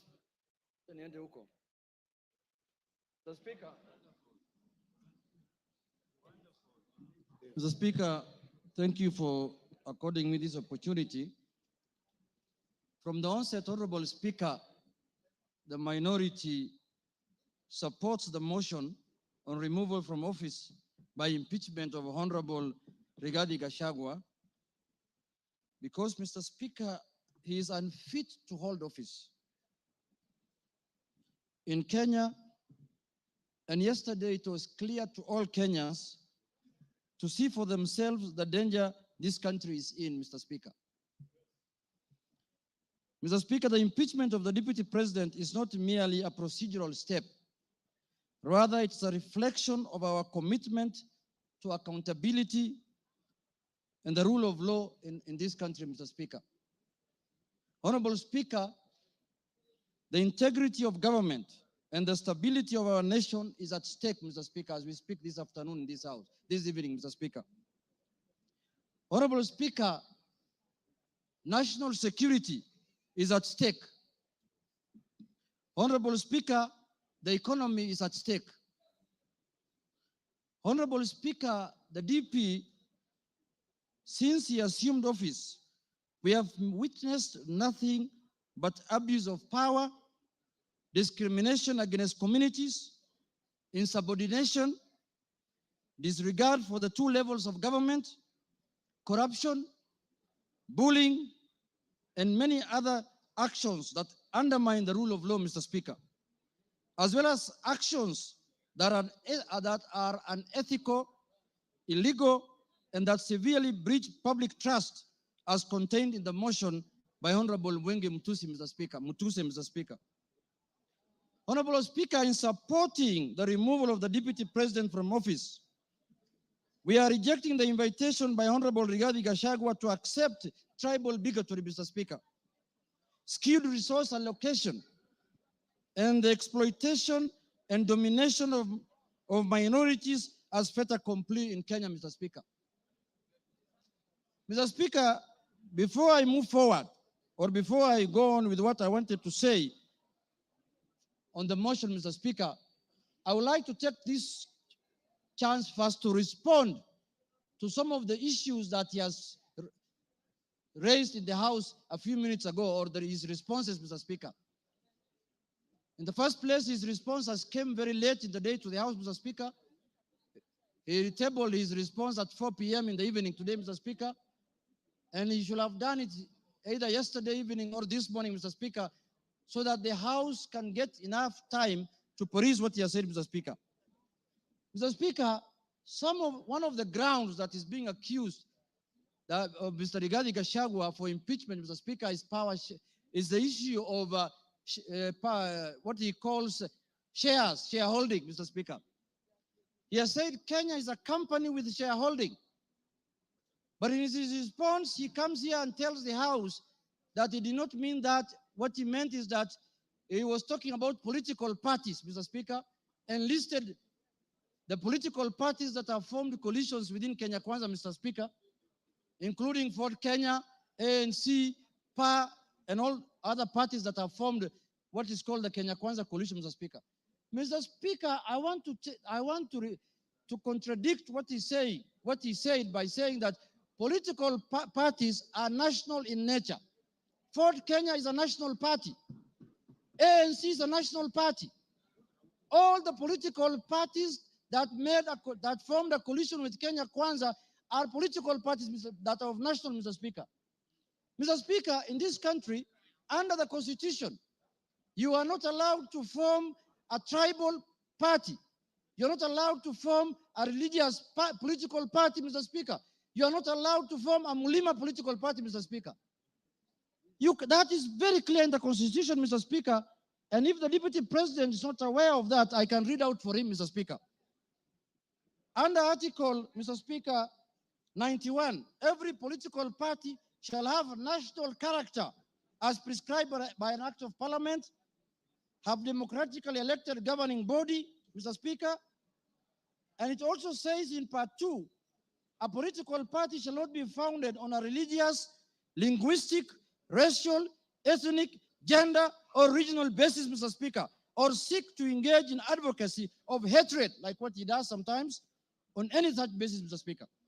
Mr. Speaker, you cannot equate political parties to what the Deputy President has been propagating for the last 2 years in this country, Mr. Speaker. The Deputy President has told Kenyans in no uncertain terms that Kenya is a shareholding company. Order, honorable members. And if you Order. do not vote If you did not vote for Brighton Kenya and your Kwanza, group. you do not have any Order shares, Mr. Yegon. Speaker.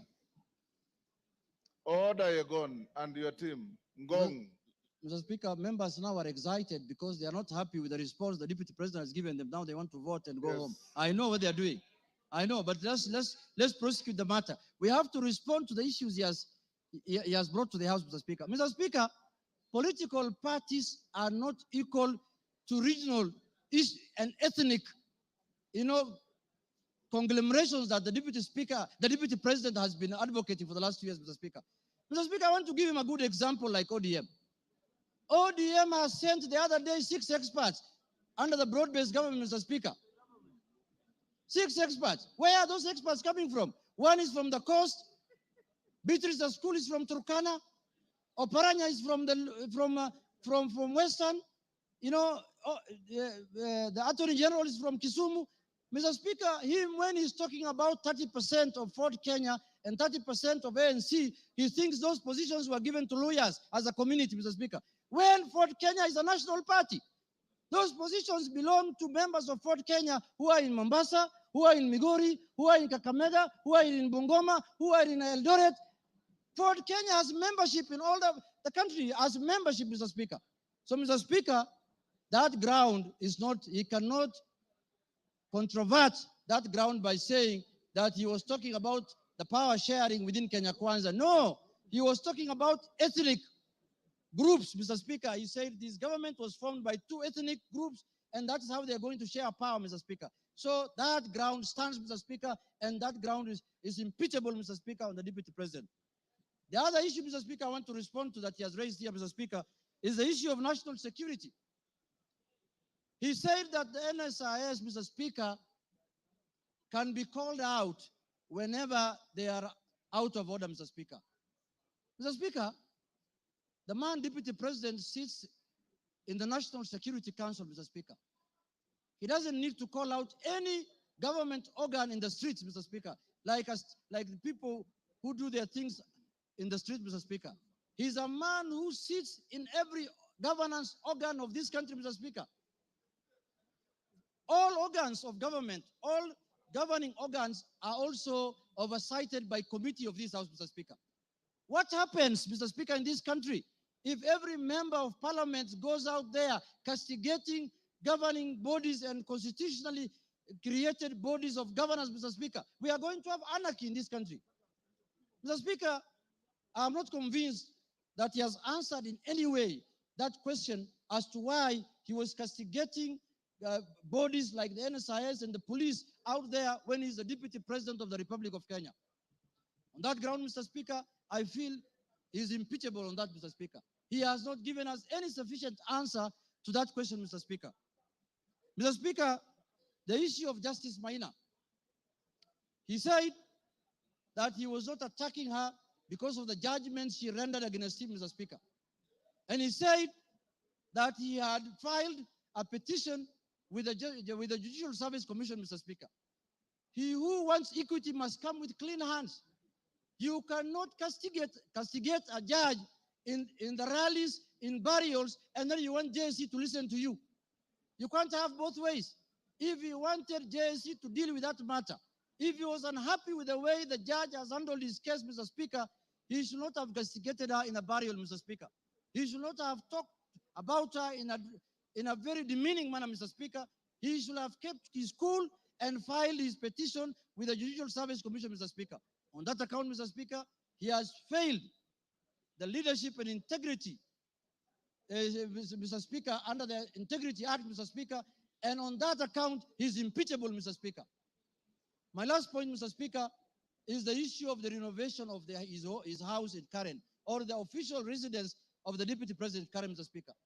You remember the Deputy President, when he was assuming office, when he was taking oath of office at Kasarani, Mr. Speaker, the way he lectured us, the way he told us that they have inherited empty coffers, Mr. Speaker. There is no money in this country. The former regime has looted and gone with everything, and goes ahead after 2 months to renovate his house, his official residence, with over 100 million, 45 million shillings, Mr. Speaker. Imetoka wapi, Mr. Speaker? Where has that money come from? Where has that money come from?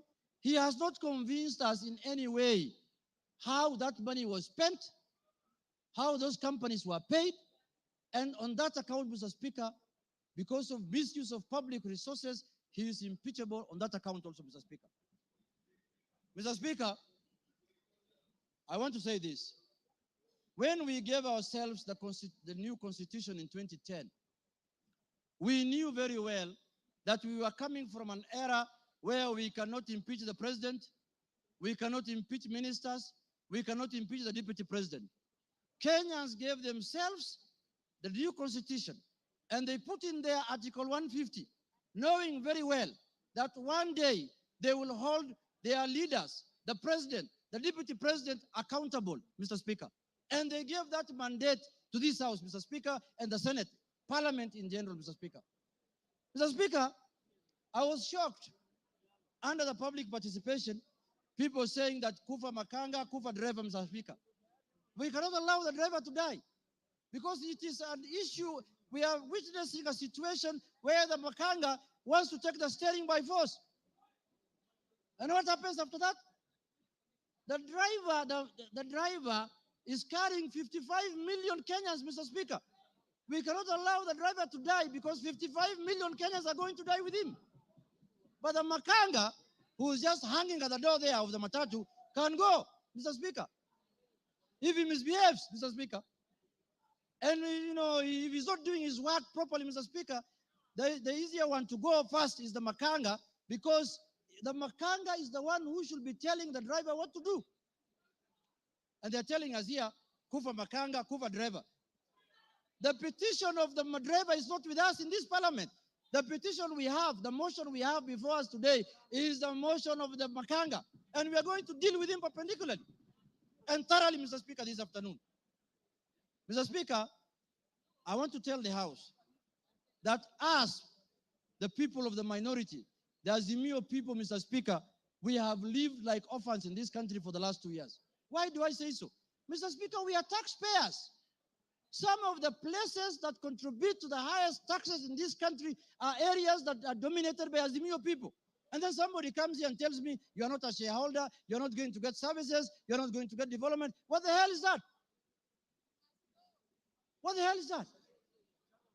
Does the taxes that are paid by the Azimio people count for nothing, Mr. Speaker? And it is coming from the high office of the Deputy President of the Republic of Kenya, Mr. Speaker. Mr. Speaker, this is the time we are going to correct this thing so that it never happens again, so that we don't have another Deputy President who comes later. Because when we impeach this one, another one is going to be appointed. This is a lesson to the next one, that if you misbehave, we will just take you through this Goleta, Mr. Speaker. Mr. Speaker, I want to conclude by saying this. Let us not personalize offices. We don't have any ill will. We don't have any bad faith. We don't have anything that we are holding against the persona of Geoffrey Rigathi Gachagua, Mr. Speaker. We are dealing with the office of the Deputy President currently occupied by one Geoffrey Rigathi Gachagua, Mr. Speaker. The office holder. And let us not personalize.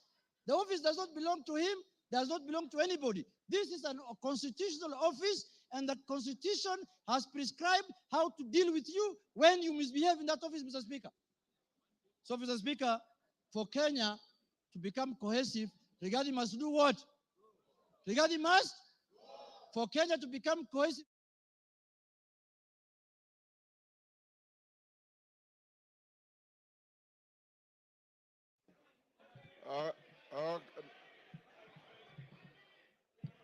Okay, give him 1 minute.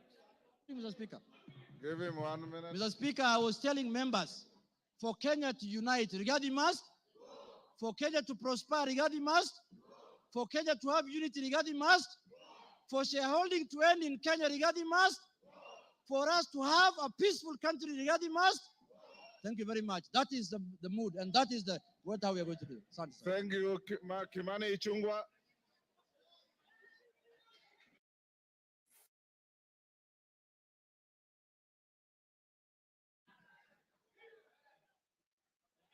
Honorable Speaker, thank you for this opportunity.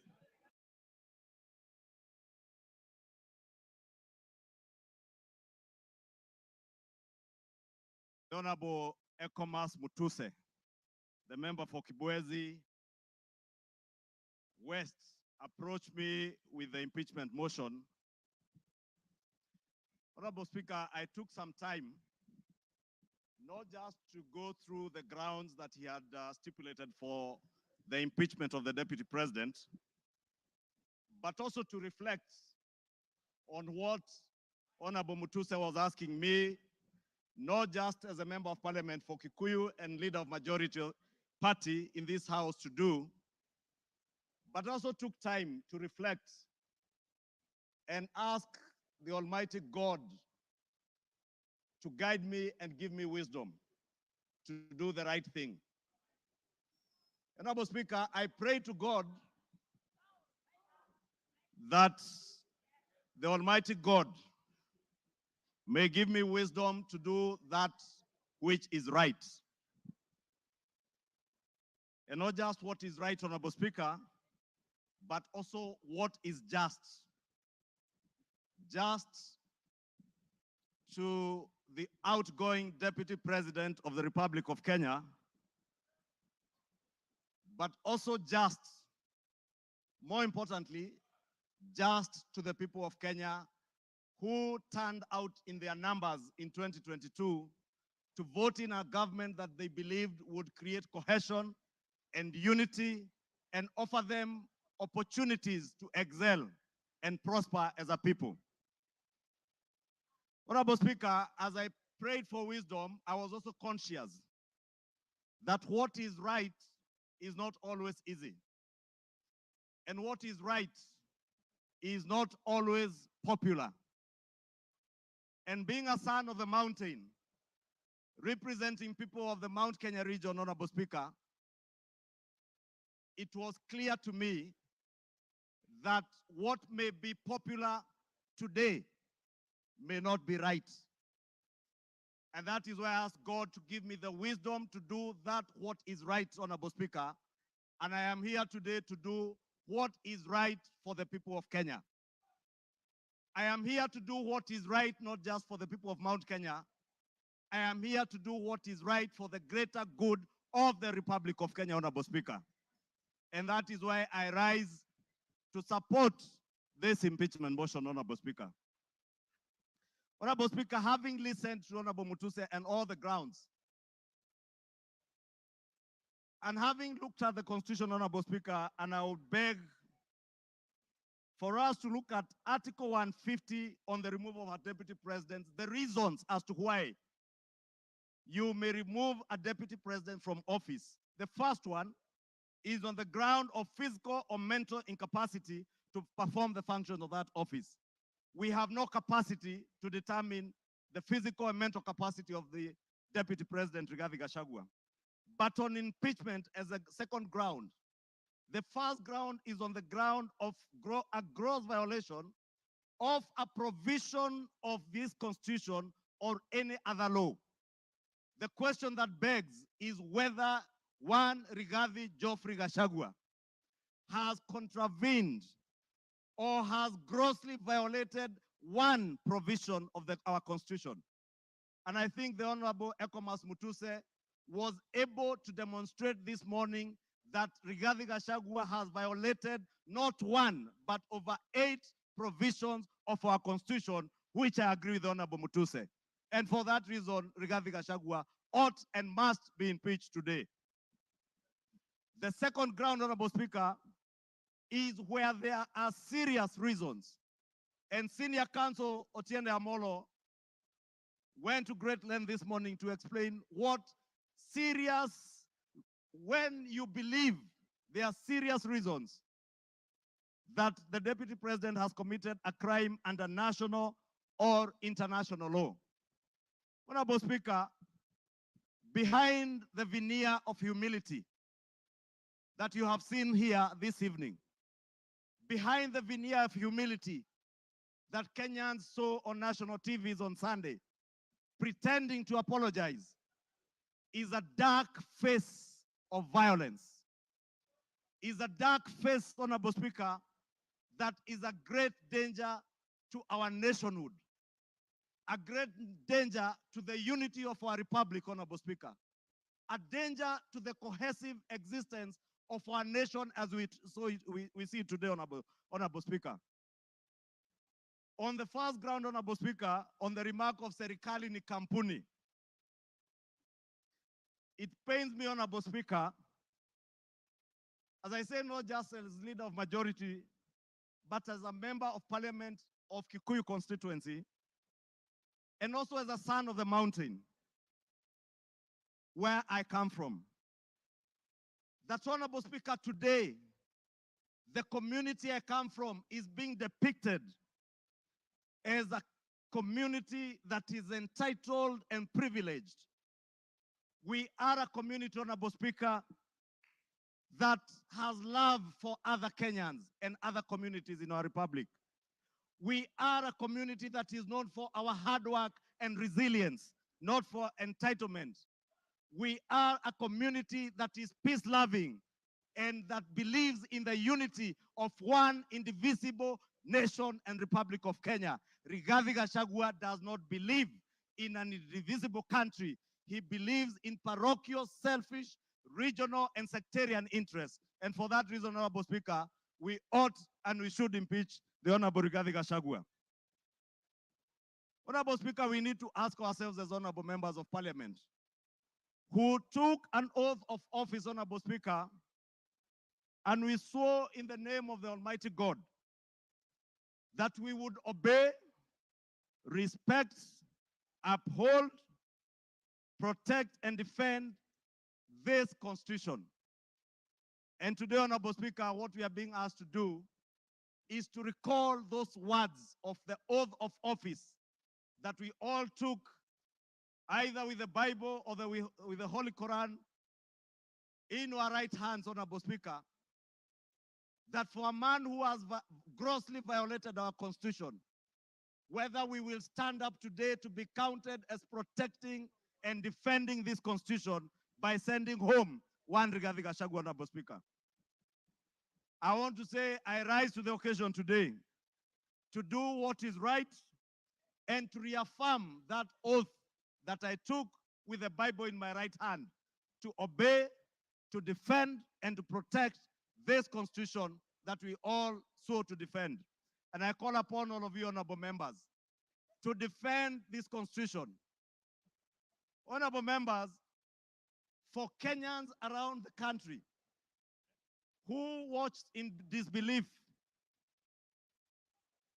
as the Honorable Rigathi Gachagua went to great length, and the Honorable Otiende Amolo told us this morning, if you have to spend 2 hours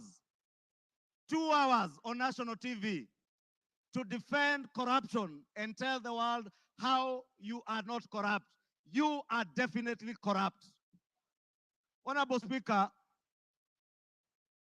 the Deputy President with his legal team submitted their defense late at 4 p.m. this afternoon, imagining that we will not have the time to go through this voluminous document. If you go through what Rigathi Gachagua was telling you here, on Olive Garden Hotel, he claims that this hotel was sold by executors to a third party. Honorable Speaker, if you peruse through the documents, the third party that is said to have bought this hotel, Honorable Speaker, and allow me, Honorable Speaker, first to tell you that the joint executors of the will of the late Governor Nderitu Gachagua were Rigathi Gachagua, Advocate Njoroge Regeru, and one Mr. Mwai, who was said to have been his great friend, Mwai Madenge. And Honorable Speaker, if you read the report filed in court by the joint will executors, filed on the 27th of June this year, it says in the report that the joint will executors will make decisions independently of the beneficiaries and without influence from any beneficiary, except for one who is both a beneficiary and an executor. The joint will executors does not have the same attributes and mandates as for trustees, where beneficiaries would play a part assisting in decision making. What this is saying, Honorable Speaker, a document filed in court, is that Rigathi Gachagua, as a joint will executor, was also a beneficiary of the estate of his late brother. He was not only a joint will executor, he was also a beneficiary, and he was also a purchaser for value of the estate of his late brother. Olive Gardens is said to have been sold to one gentleman that many of us know, the Honorable Gishimu Githinji, the member for Gishugu, will tell you that the gentleman who is listed here as a purchaser for value for Olive Gardens, one Peterson Jomo Mushira, was a candidate in Gishugu constituency. He is a direct proxy of one Rigathi Geoffrey Gachagua. And Honorable Speaker, I must confess, and I am sorry to my friend Peterson because I know him. I just called him this afternoon when I saw this document. And I asked him whether TM Civil Engineering Limited is his company, and he confirmed to me it is indeed his company. I therefore want to tell you Olive Gardens was purchased through the proxy of Peterson Jomo Mushira with 0 shares and TM Civil Engineering Limited with 6,000 shares. Those who have visited the Annex House, the Office of the Deputy President, know this Jomo is a permanent fixture in the Office of the Deputy President, and therefore his direct proxy. Honorable Speaker, we are also told, Honorable Speaker, that these very hardworking young Kenyans, in the names of Keith Ikino Rigathi and Kevin Gachagua Rigathi, who are listed on the CR12 of the documents that were tabled this afternoon by Rigathi, are shareholders of Vipingo Beach Resort that owns the Vipingo property in Kilifi County, the one the Honorable Chonga was speaking about. Rigathi Gachagua told Kenyans on national TV that this property is still owned by the family and therefore is still part of the estate. Keith Ikino and Kevin Gachagua, his sons, were not joint will executors of the estate of Nderitu Gachagua. And the owners who are listed on this CR12 is Keith Ikino Rigathi, Kevin Gachagua Rigathi, and the estate of the deceased James Nderitu Gachagua. It is a rather ingenious way of trying to hide behind the estate of his late brother. And how shameful, Honorable Speaker, that the Deputy President of the Republic of Kenya would hide behind the veil of the estate of his late brother to disguise what is outright proceeds of crime, because he is a purchaser of this property, and that is why his 2 sons are listed as directors and shareholders of Vipingo Ridge, of Vipingo Beach Resort. But he was on national TV telling Kenyans, this is a property that belongs to the family, and we have decided to keep it. This is a House of Records, Honorable Speaker, and it is good we gave the Honorable Rigathi Gachagua an opportunity to be heard so that we can expose his lies in broad daylight or this early in the evening.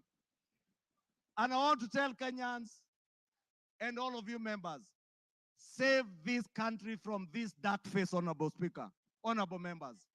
Save this country, Honorable Speaker. Honorable Speaker, because of time,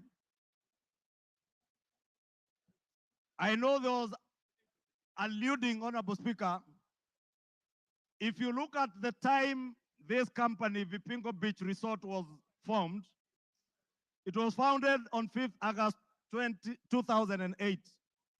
I would guess if Keith Gachagua is 31 years old today, at the time this company was registered, he was only 15 years old or 14 years old. he cannot have been listed as a director. His younger brother must have been 12 or 13. For heaven's sake, Deputy President, give some credit. Honorable Speaker, we also had the issue of shareholding, Honorable Speaker. And we were told that in our coalition agreement, Honorable Speaker, and you are then the leader of Ford Kenya, and you know you never subscribed to shareholding in our coalition agreements within Kenya Kwanza. Anybody who subscribed to the Kenya Kwanza coalition was subscribing not to shares, but to an ideology, a shared ideology, not shareholding, as Rigathi Gachagua wants Kenyans to believe. Honorable Speaker, let me finish by saying, Honorable Speaker, that the mountain is intact. The mountain is intact. The mountain is intact. The mountain is intact. The mountain is named after Kenya because it belongs to all the people of Kenya. We must end ethnic balkanization.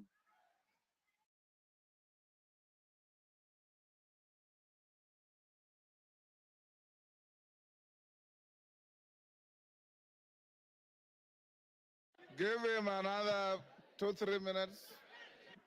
Honorable Speaker, I was saying to conclude, to end the balkanization of our country into ethnic fiefdoms under the control of warlords, we must send Rigathi Gachagua home today.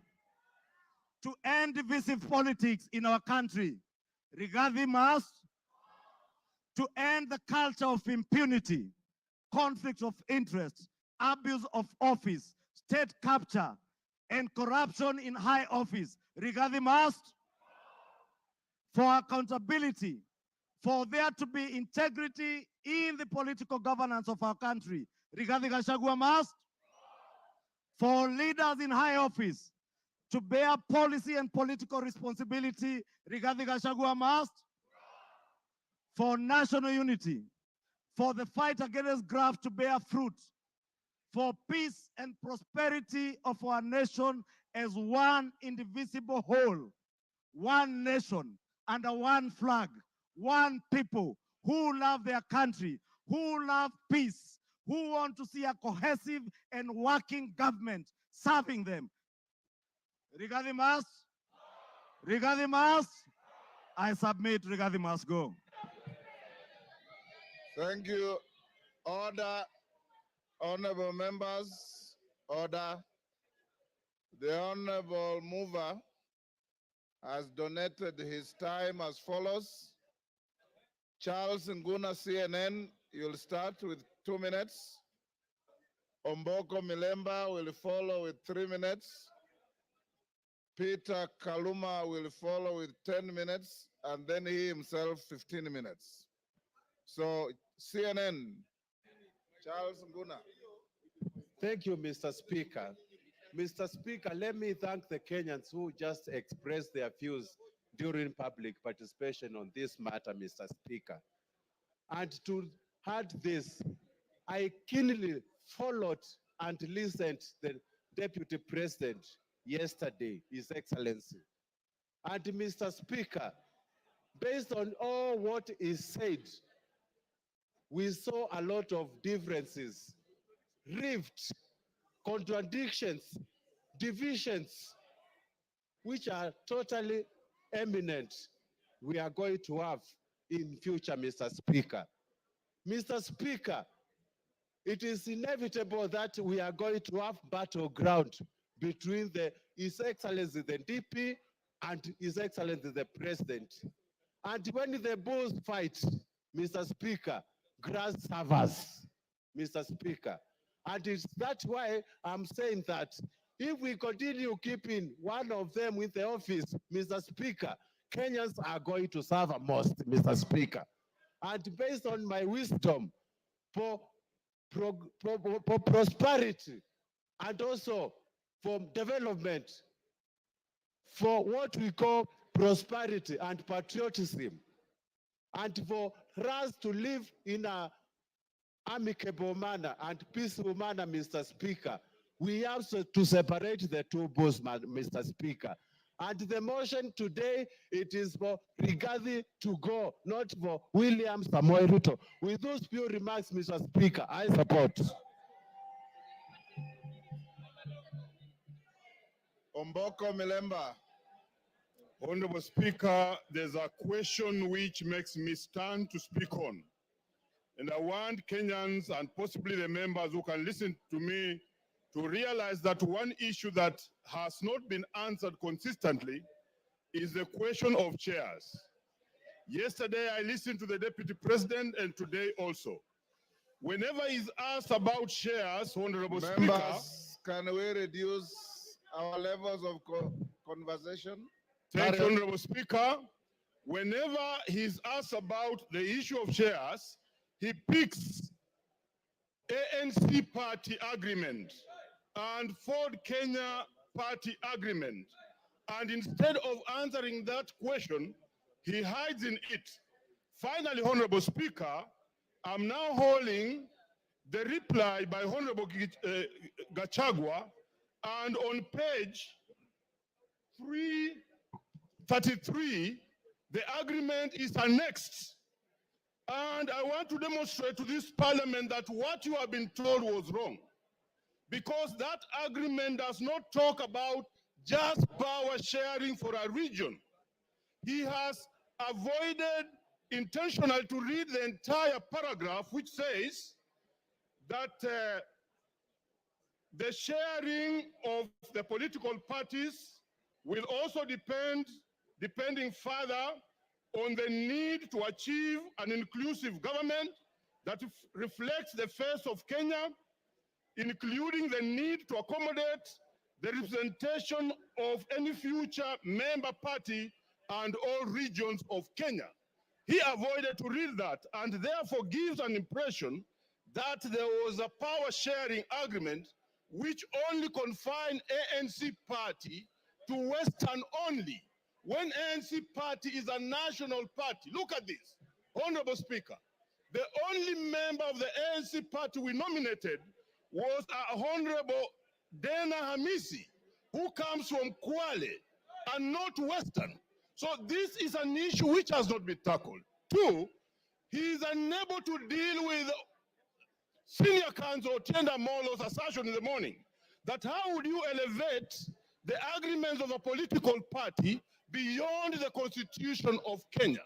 It's very important that as you make your decision, you get that this was a false lie. Finally, Honorable Speaker, in all this, we have seen all the techniques of card stacking, of propaganda, which include card stacking, emotional appeal, branding, and that's why we have seen the name of the president being dragged in this matter today. I think the motion on the floor is for the makanga, it's not for the driver. Thank you, Honorable Speaker. I support. I have been advised by the mover that Lillian Kogo will take 2 minutes and Kaluma 8 minutes instead of 10. Lillian Kogo. I thank you so much, Honorable Speaker, and I want to thank all the members who have contributed to this motion. I rise to support. I'd not given my voice to it, but Honorable Speaker, as you were speaking earlier, Honorable Speaker, I believe the Honorable Deputy President of the Republic of Kenya was following the proceedings of this House. And one of the matters, Honorable Speaker, that came out so clearly, Honorable Speaker, was the insult on women, Honorable Speaker. Women form a substantive position in this country's national development, Honorable Speaker. And Honorable Speaker, I expected that when the Deputy President came to this House, he was going to address this matter on a special way, Honorable Speaker. But I did not listen. I did not hear him. I did not hear the Deputy Speaker say when, where, how. The Deputy President, sorry. I did not hear the Deputy President, one Honorable Rigathi Gachagua, answer to the question of saying that one noble member of this house, the Honorable Jemachia, is a Malaya, Honorable Speaker. It concerns me, and I wanted the Honorable Rigathi Gachagua to tell this house where, how, when, who witnessed him sleep with one Jemachia and how he felt. We wanted to know because we are not going to allow women to be used with derogatory language moving forward, Honorable Speaker. It is nobody's choice to be a Malaya. These are mothers. It is nobody's choice to be a Malaya. These are our sisters. It is not. Time up. Peter Kaluma. Peter Kaluma.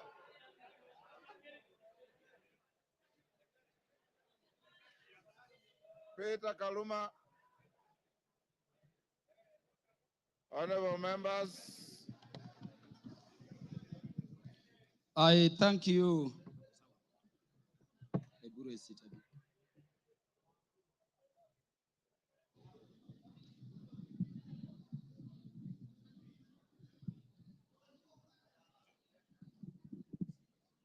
Yeah, Honorable Speaker, I thank you in a very special way. Honorable Speaker, I have this benefit of speaking after listening both to the mover of the motion and to the Deputy President, who is the subject matter of this motion. And so, Honorable Speaker, I can look at it from all perspectives. Honorable Speaker, allow me to start by saying that I listened to the Deputy President, as I did to Honorable Mutuse, with the mind of a lawyer, looking at how the grounds have been addressed, their particulars, and how they have been addressed by the two respective parties. And Honorable Speaker, let me begin by saying that I don't know what happened, but we had Honorable Mutuse presented before this assembly a motion seeking to impeach the Deputy President on up to 11 grounds. And Honorable Speaker, I don't know whether it is by act of omission or commission, or it is just the nature of some people. The Deputy President focused on those matters concerning property, money, integrity, procurement, forgetting the most fundamental issues. And I want to say that even when he addressed those money issues, there are very patent gaps going to constitutional violations which are stated in the motion to be gross. I expected the Deputy President, for instance, to use the opportunity you accorded him, Honorable Speaker, to explain that SMS which came from his son Ikunu Gachagua on the bid bond issue involving that company. No mention of that at all. Honorable Speaker, before I go to the matters I want to address in substance, let me thank you, the Honorable Speaker of the National Assembly, for ensuring that the process this House is going through has been very fair. And in doing so, Honorable Speaker, for according and upholding and protecting the provisions of Article 47 of the Constitution. I hear people still saying that the courts will intervene. But I'm thanking you for this, Honorable Speaker, because the only time the courts intervene is if we have not secured a party procedural fairness. This motion was advertised across the country for the participation of Kenyans. And Honorable Speaker, allow me to reiterate this short data in 1 minute. 146,429 Kenyans said that the Deputy President should be impeached. And that, Honorable Speaker, constitutes 65.11% of the people of Kenyans. 76,026 of Kenyans said the Deputy President should not be impeached, coming to 33.8% of those Kenyans. Honorable Speaker, 2,452 Kenyans said Kufa Makanga, Kufa Dereva, and those other things. And there are the others. And Honorable Speaker, in terms of our constituency, which is Homa Bay Town constituency, 1,080 Kenyans whom I represent said the deputy president should be impeached. And Honorable Speaker, that constitutes 89.81% of the population of the people of Homa Bay who are duly notified. 54 Kenyans in Homa Bay Town constituency, constituting 5%, said the deputy president should not be impeached. And then 56, which is another percentage there, said other things, including Kufa driver, Kufa Makanga. Honorable Speaker, let me clarify this other issue also. That the courts have persistently and consistently said that public participation must be meaningful. If public participation should be meaningful, and Honorable Speaker, you made it so open at the county headquarters involving all constituencies, and then all constituency officers remained open on that day, and you notified it to the public, Honorable Speaker, following that order of court, then really there is nothing much for us to continue debating here. If public participation is to be meaningful, then the Kenyans have spoken. And as their representatives, we can only give meaning to what they say during public participation by securing what they have said, which is that the deputy president should be impeached. Honorable Speaker, because I'm running fast, let me say that this constitution has been termed a living document. And Honorable Speaker, if you look at ground one, people take it lightly. But Honorable Speaker, the idea of the unity of our nation has been the one thing which has been disturbing the people of Kenya in terms of being a nation for very long. Honorable Speaker, allow me to read the preamble of the Constitution. And this is what it says. We, the people of Kenya, proud of our ethnic, cultural, and religious diversity, and determined to live in peace and unity as one indivisible sovereign nation. When the Kenyans were making this constitution, they identified the need for unity as one people, as one thing they had to deal with. Honorable Speaker, I request the members to look at Article 4, Sub-Article 2 of the Constitution. It says Kenya is a multi-party democratic state founded on the national values and principles of governance under Article 10 of the Constitution. And Honorable Speaker, people have said so many things about this Constitution. But let me say today, before this House, Honorable Speaker, that Article 10 of the Constitution, if this spirit has a soul, if this Constitution has a spirit, then you can only find it in Article 10 of the Constitution. At Article 10, Sub-Article 2, those national values which were identified by the people of Kenya during constitution making as the things which Kenya needs to address are the following, Honorable Speaker. Patriotism, national unity, sharing and devolution of power, the rule of law, democracy and participation of the people, human dignity, equity, social justice, inclusiveness, equality, human rights, non-discrimination, and protection of the marginalized. Honorable Speaker, at the very heart of a nation is equal ownership and equal sharing in the resources of the nation. It cannot be therefore, Honorable Speaker, that a state officer at the level of the deputy president is singing to other Kenyans how they are shareholders and they don't belong to this country. And Honorable Speaker, it saddens me that having given him the opportunity, the deputy president did not proffer a defense. The deputy president did not offer an apology, but the deputy president said other people are also doing it. Honorable Speaker, let me say an impeachment motion proceeds in personam.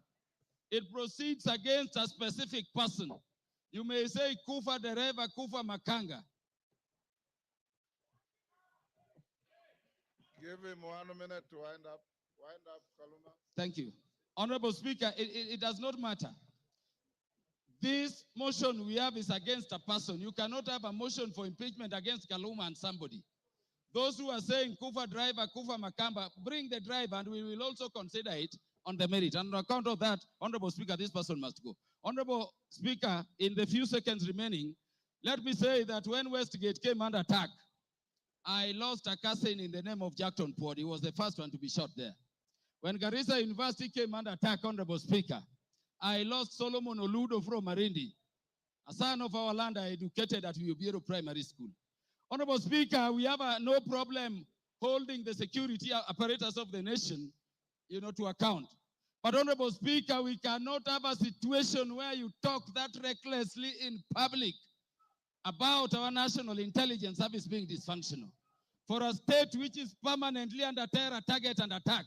And by the way, in the Security Committee, each minute we are fighting terrorists. You cannot speak that way and come back and say it is normal. Honorable Speaker, how can you be a principal assistant to the president when each time the president leaves the country, you are organizing rallies to incite ethnic animosity against your own government? Honorable Speaker, how can you be a principal assistant to His Excellency the President when the President is having a press conference in Nairobi and you are having a separate one instead of standing with him to calm the nation from Mombasa to say that the President, in fact, there is a problem and is a dysfunction in government? Time up, Mutuse. You have 15 minutes. Very good. Thank you, Mr. Speaker. Thank you, Mr. Speaker. Before I begin my reply to the motion, please allow me to table additional documents, being a newspaper advert that was placed by His Excellency the Deputy President in today's newspapers, and also the video recording of his speech yesterday, because they are material to these proceedings. Go ahead. Request granted.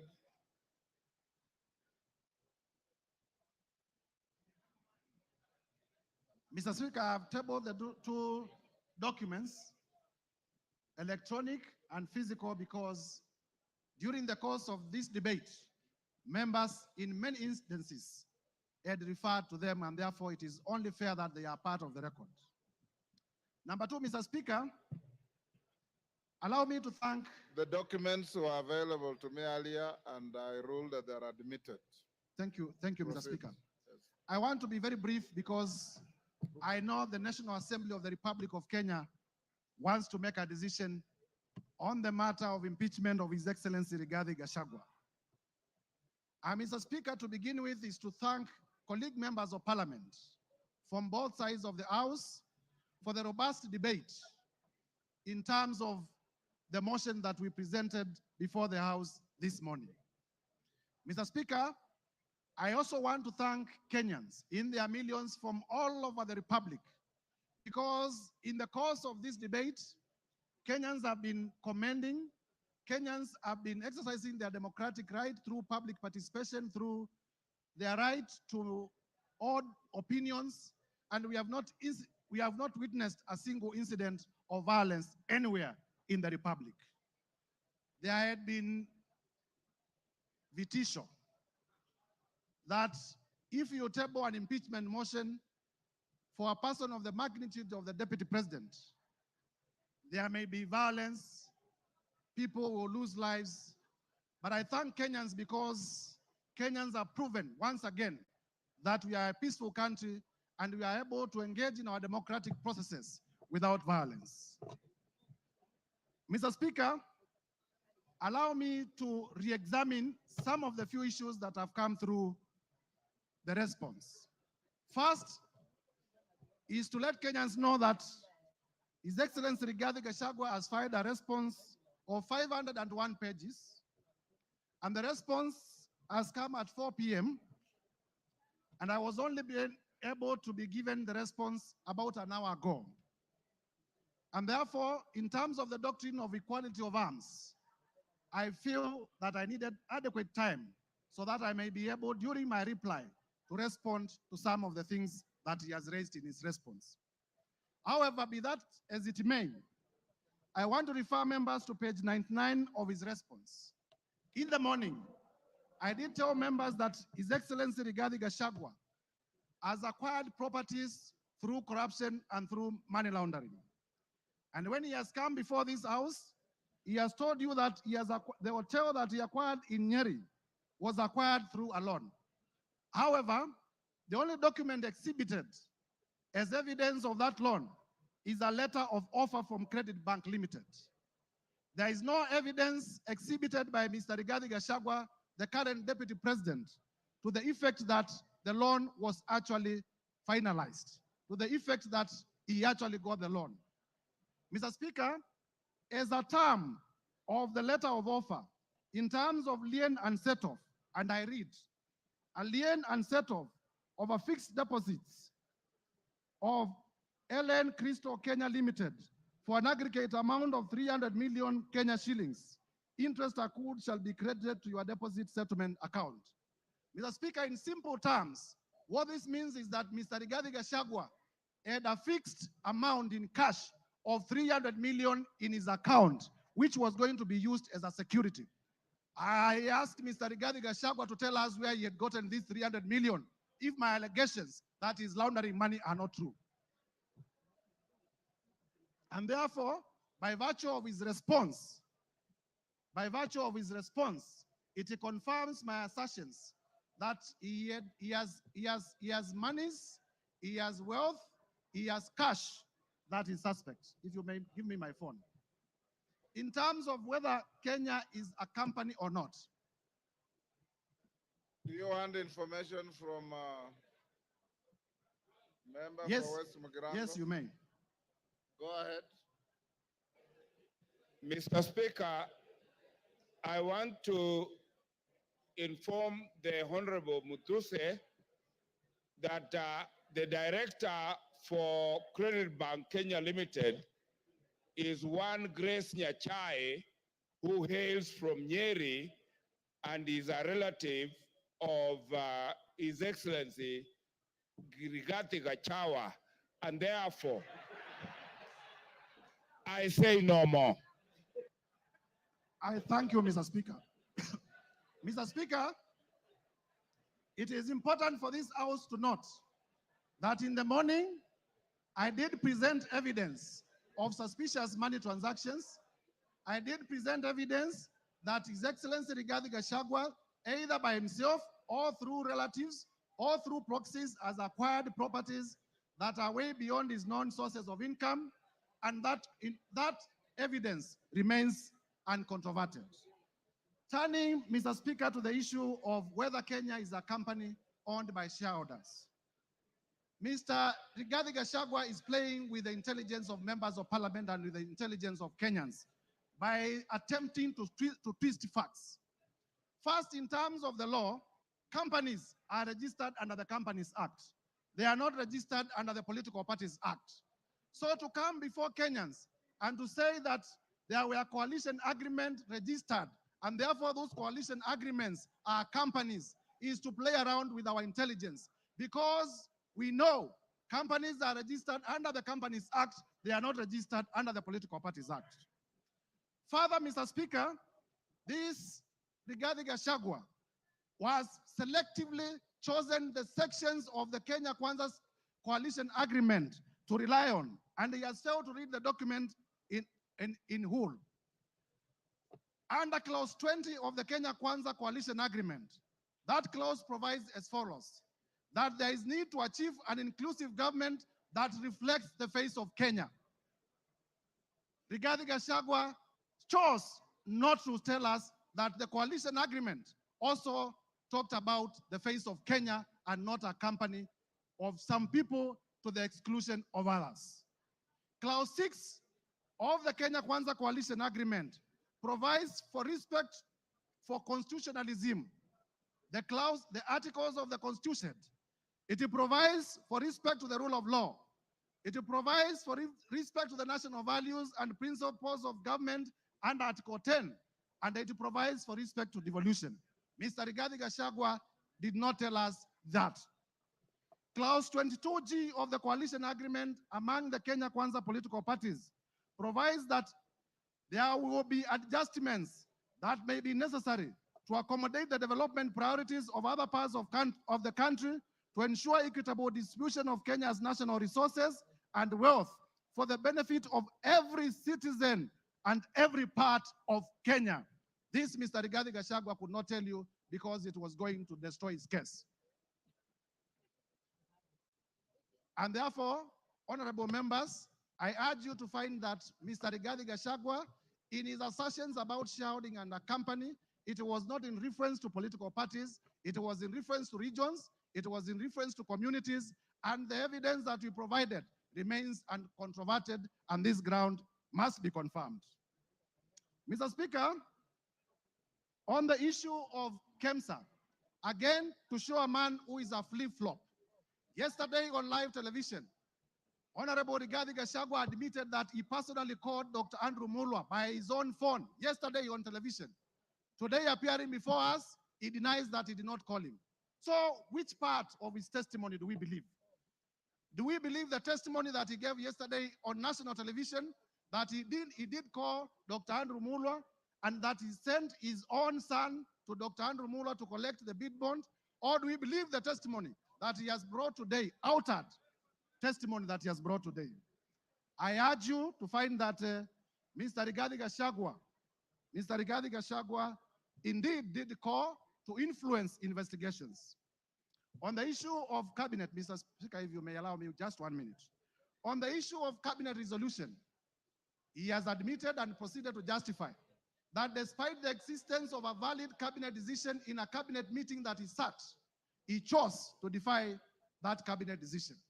And for that reason, Mr. Gachagua, by his own admission, must be removed from government.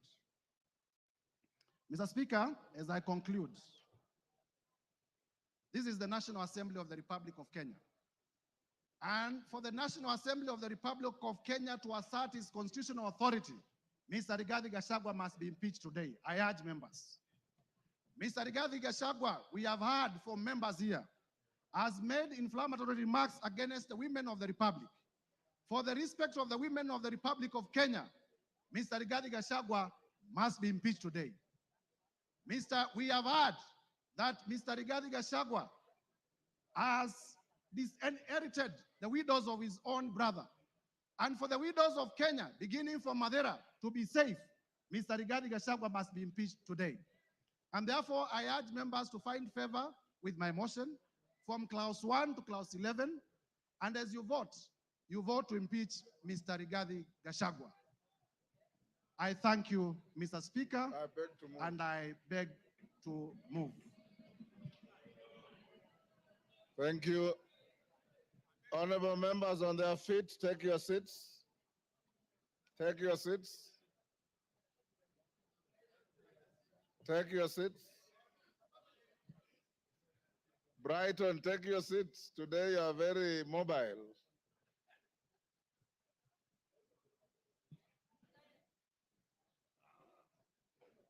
Honorable members, order.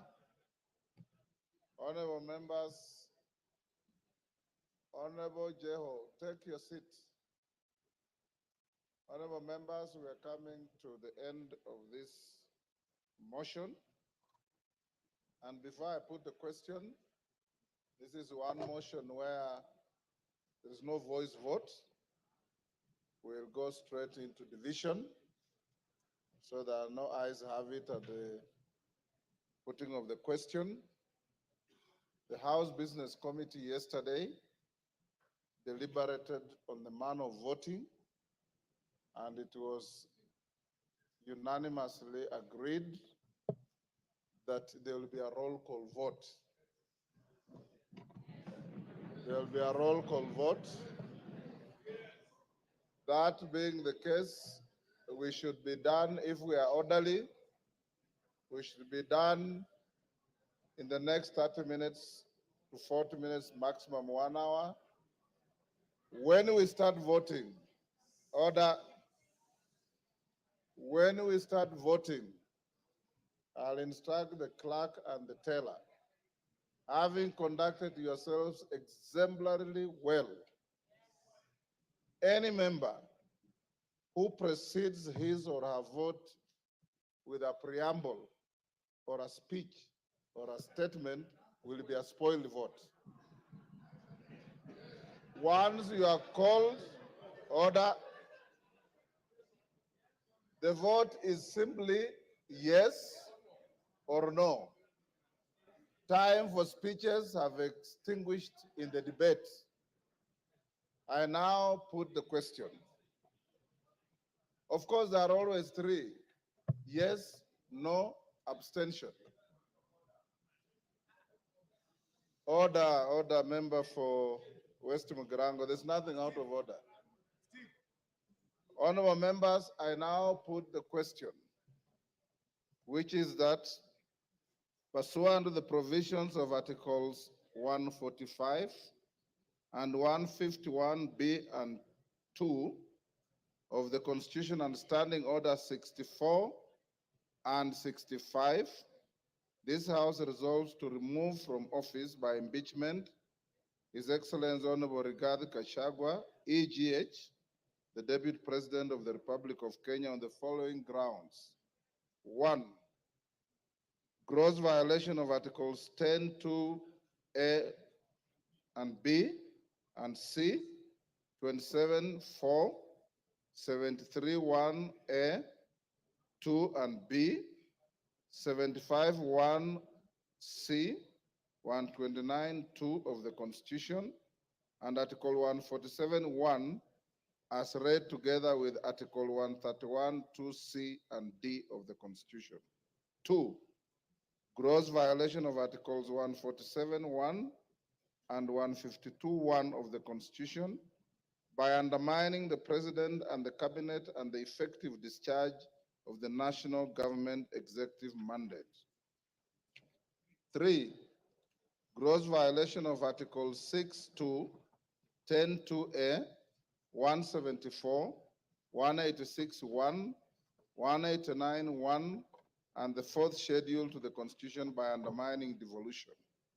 4, gross violation of Article 161 of the Constitution on the institutional and decisional independence of judges.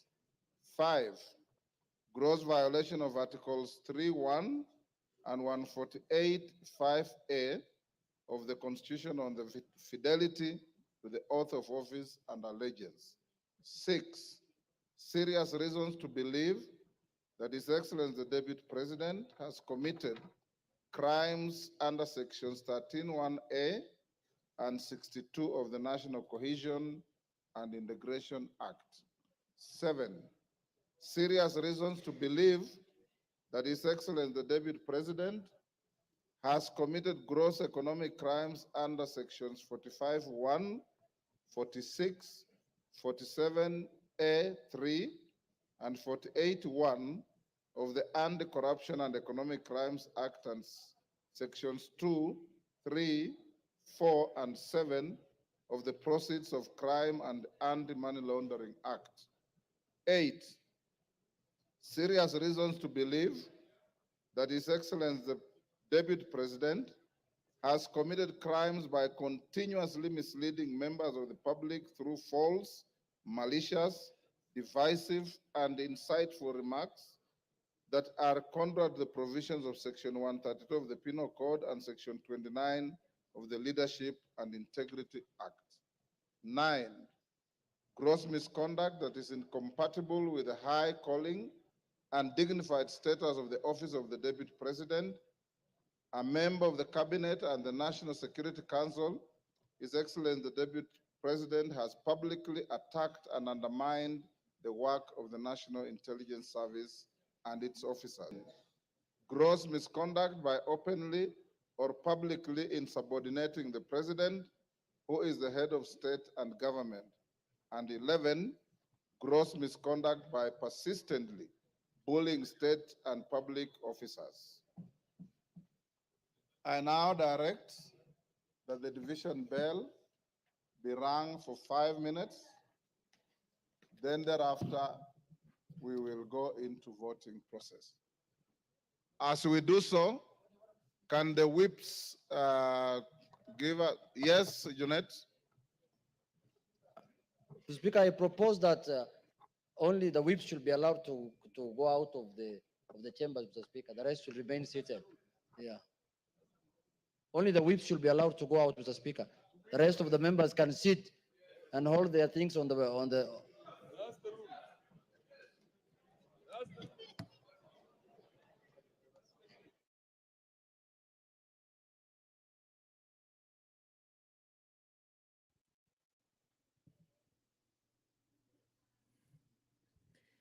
Good evening.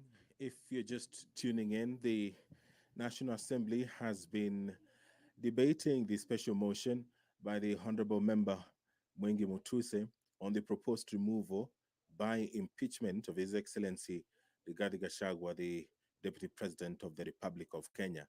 The Honorable Member in the special motion did advance 11 accusations against the Deputy President, and among them is gross violation of Articles 10, Subarticle 2A, B, and C, Article 27, Subarticle 4, Article 73, Subarticle 1A, Article 2B, Article 75, 1C, Article 129, Subarticle 2 of the Constitution, and Article 147, Subarticle 1, as read together with Article 131, Subarticle 2C and D of the Constitution, that the Deputy President has persistently made utterances threatening to discriminate, exclude, and unlawfully deny sections of the people of Kenya and regions of the Republic of Kenya equal opportunities for public service appointments and allocation of public resources. Another charge is that the Deputy President has made unilateral public statements inconsistent with policy positions collectively adopted by the government and contradicted the President on critical matters of governance and the exercise of the President's functions as a symbol of national unity.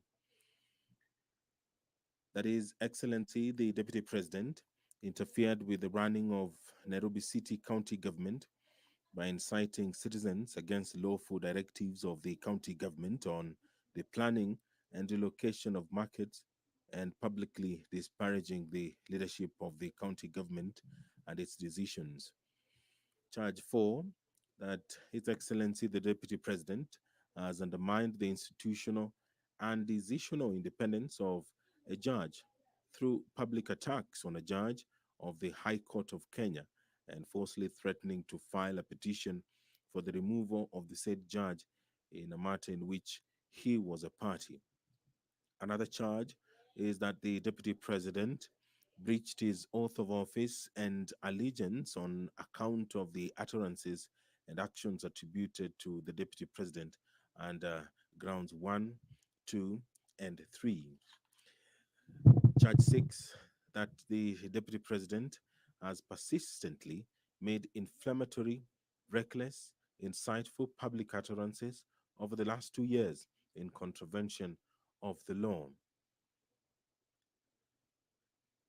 Charge 7, that His Excellency the Deputy President has committed gross economic crimes, namely conflict of interest, abuse of office, and conspiracy to commit crimes under sections by inexplicably amassing property estimated at 5.2 billion shillings that is incompatible with his known legitimate income and by trading with the office of the Deputy President through proxies.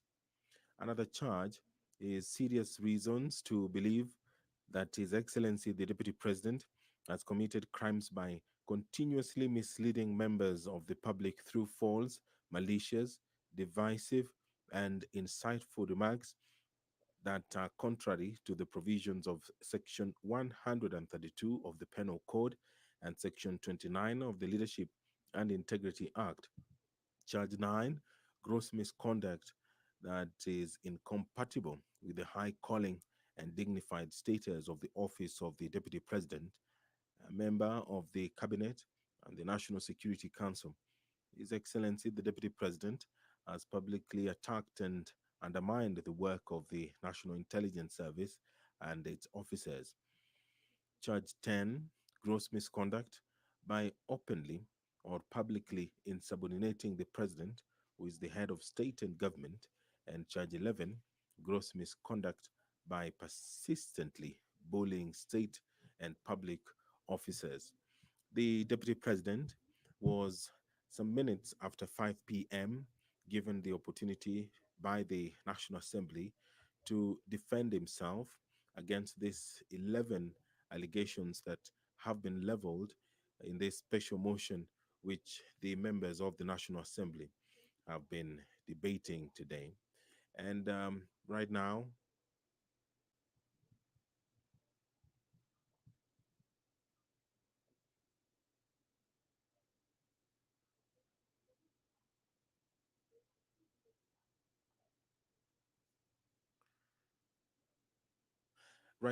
the respective leadership in the House is whipping members to come into the chambers to allow the division to proceed. Remember that this requires more than 200 or at least 233 members of the National Assembly voting in affirmative, and they will be doing so through a roll call. Standing Order 65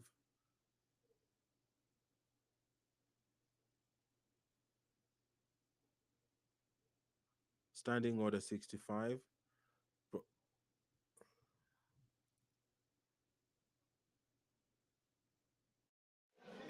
Honorable members, take your seats. Whips, you are satisfied your members are all in the house? Take your seats.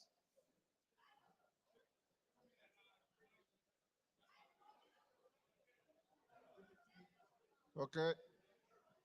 You have 2 minutes. Members who are on their feet, take your seats.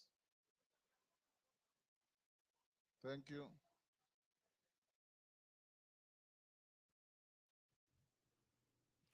Standing Order 65 of the National Assembly provides for the procedure for removal of the Deputy President.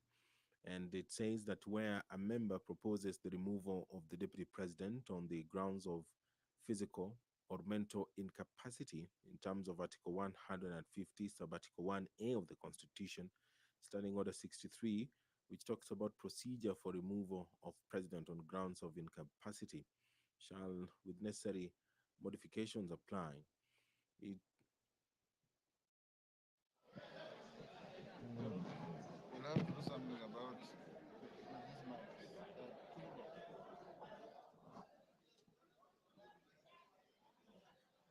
Take your seats, honorable members.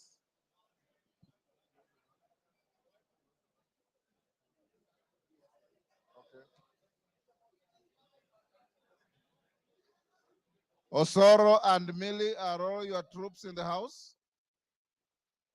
I want to draw the bar.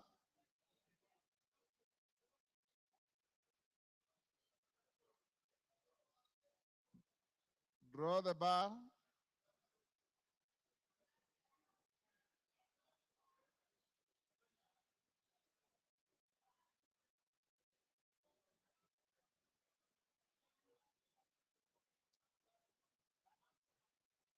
Take your seats.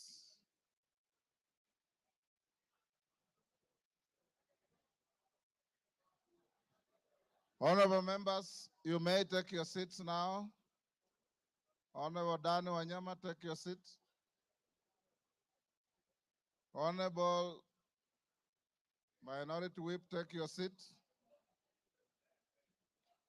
Honorable members, I have been given the following as whips, as tellers. For the ayes, the Honorable Zaire Janda MP and the Honorable Jared Okello MP. For the nays, the Honorable Onesmus Ngogoyo and Honorable Jane Jerry. You may come forward and join the clerks at the table. Now the voting order, the voting will be as follows. Order.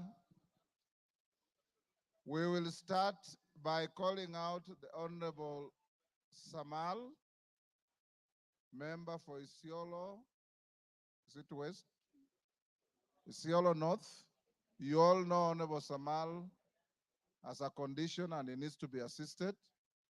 So the clerk and the tellers will go to where he is. The clerk and one on either side go and take Honorable Samal's vote.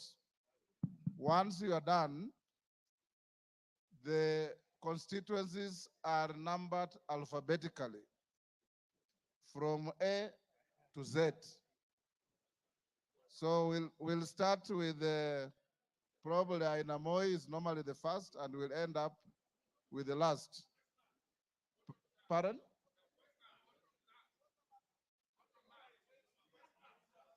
Yes. Okay, Njoroge, take the vote of Honorable Samal, Honorable Kosge, and Honorable Wanyonyi. Then go alphabetically for everybody else. And when voting is going on, members, you must remain in your seats. You must remain silent and let the process go on uninterrupted, the same way you have been orderly the whole day. Of course, I put the question, pardon? Yes?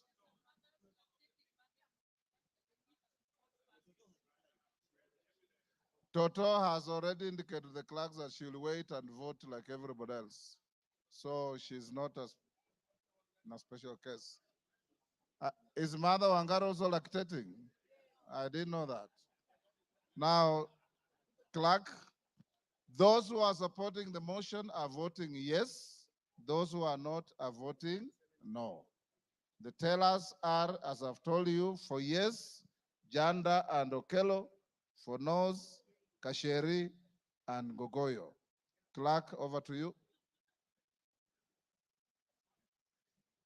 Voting starts now.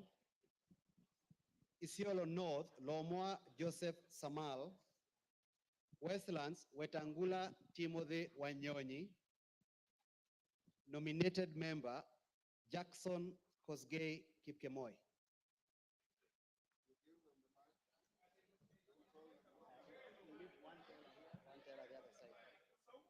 Who will go there? Go.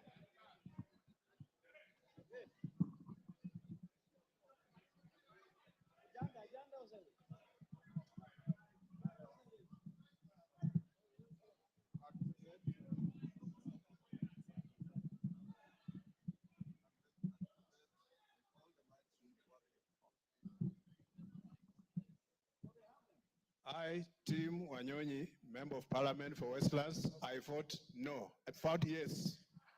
I vote yes.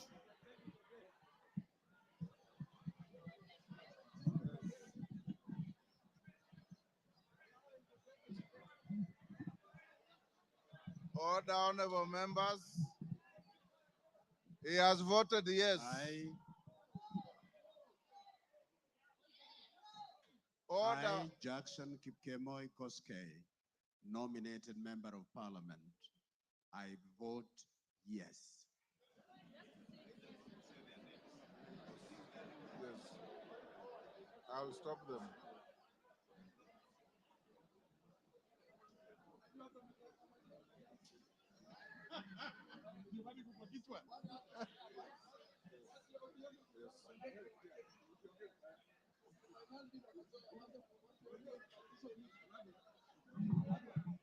You are done with Honorable Samal? You can't talk. Honorable members, for the rest of the members, when your name is called, don't repeat your name. Just vote yes or no. Okay, go ahead, Njoroge.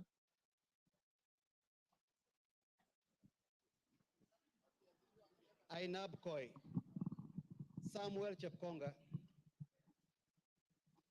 Aina Moi, Benjamin Langat, Aldai, Marian Kitani,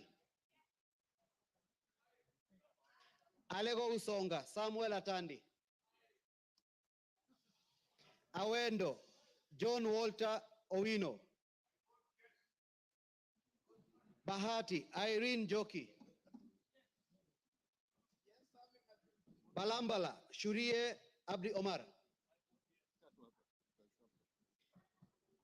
Baringo County, Florence Jamatia, Baringo Central, Joshua Kandie, Baringo North, Joseph Maglap, Baringo South, Charles Cameron, Belgut, Nelson Koech,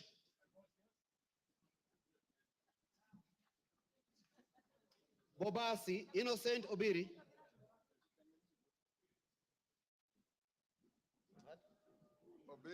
Bobasi, Innocent Obiri,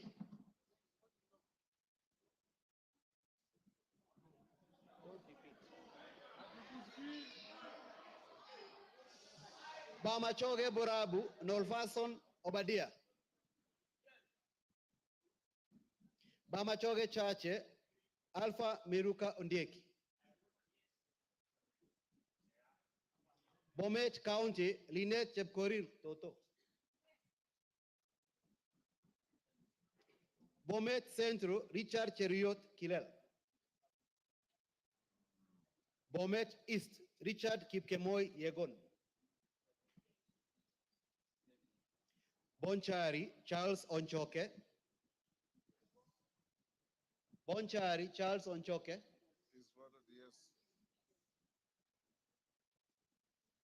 Bondo, Gideon Ochanda, Borabu, Patrick Osero, Budalangi, Raphael Sauti Bita Wanjala, Bomula, Nelson Jack Wamboka, Bungoma, Kadri Nanjala Wabilianga, Bura, Kuno Yakub Ado, Bureti, Kibet Kirui Komingoi, Busia County, Omanyo Kadri Nahambi, Omanyo Kadri Nahambi, Butere Nicholas Tindi Mwale, Butula Joseph Oyula,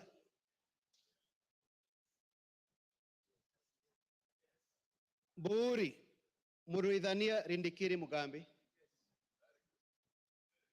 Central Imenti Moses Nguchine Kirima, Central Imenti Moses Kirima Nguchine, Changamwe Omar Mwinyi, Chebalungu Victor Kipngetich Koech, Cherangani Patrick Simiyu Barasa, Cherangani Patrick Simiyu Barasa,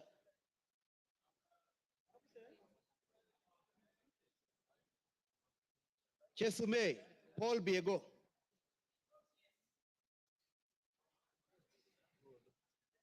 Chuka Iganga Ng'ombe Patrick Ntwega Munene, Dadab Farama Alim, Dagoretti North Beatrice Elachi, Dagoretti South John Kerry Waweru, Eldama Ravine Musa Sirma, Eldas Adan Kenan, Elgeyo Marakwet County, Ngerechei Jepto Caroline. Embakasi Central, Gadhiro Majadonk Benjamin. Embakasi East, Babu Owino Ongili. Embakasi East, Babu Owino Ongili.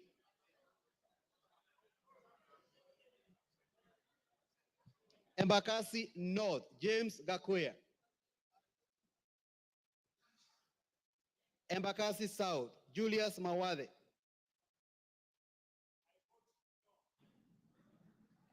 Embakasi West, Mark Samuel Mwenje Mureithi. Embakasi West, Mark Samuel Mwenje Mureithi.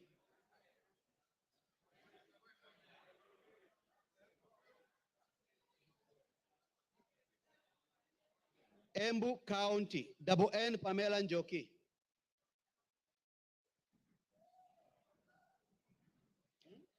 Mgwen. No. Mgwen. Lelmegit Joseph Gipto. Emuhaya Omboko Milemba. Emura Dikir Johanna Ngeno. Endebes Robert Pukose. Fafi Yakub Farah. Funyula Oundo Wilberforce. Galole Said Buya Hiribai Said Poster.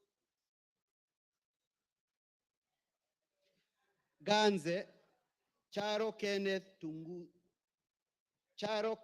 Tungule. Garissa County, Udgon Amina Siad.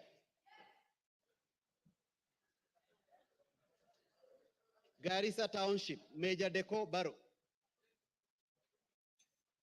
Garsen, Ali Wario Guyo. Katanga, Wakili Mureu. Gatondo North, Kururia Njoroge. Gatondo North, Kururia Njoroge.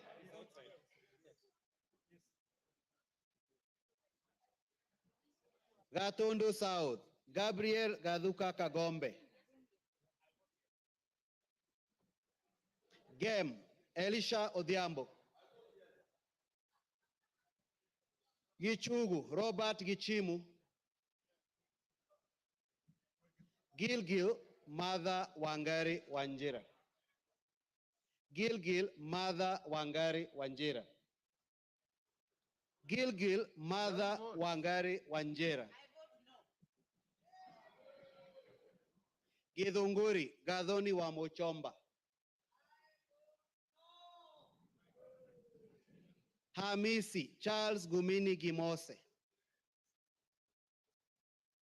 Homa Bay County, Bensuda Joyce Osogo.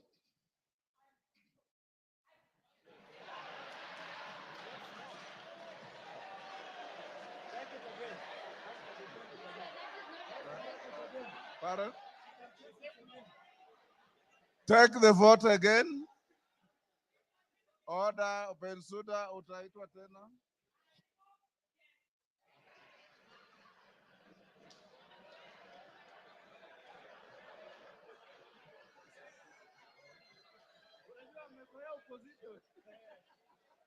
Homa Bay Town.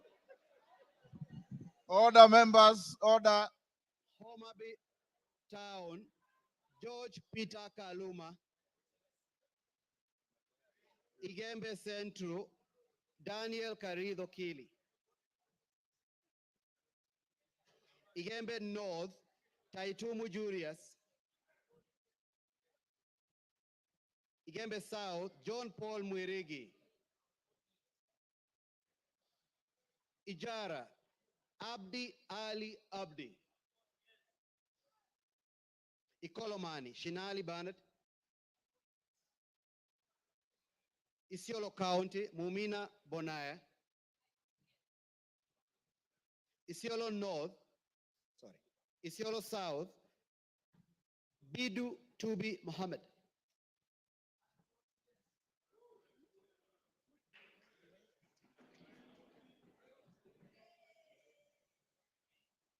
Jomvu Badibadi Twali. Juja George Koimburi.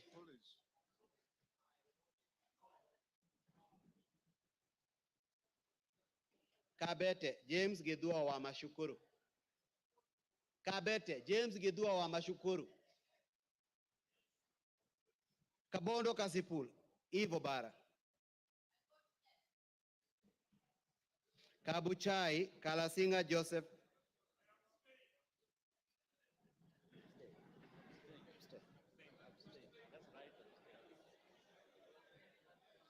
Kacheliba Lote Titus. Kacheliba Lote Titus. Kaiti Joshua Kivinda Kimilu. Kaiti Joshua Kivinda Kimilu. Kaiti Joshua Kivinda Kimilu.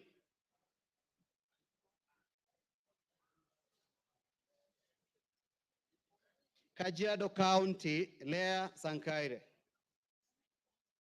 Kajiado County Lea Sankaire.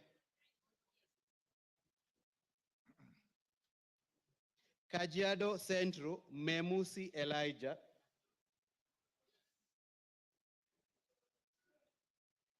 Kajiado East Kakuta Maimai. Kajiado North Onesimus Ngogoyo. Kajiado South Parashina Samuel Sakimba. Kajiado West Sunkuya George.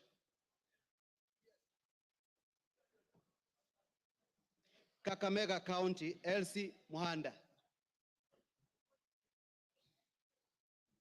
Kaloleni Paul Katana.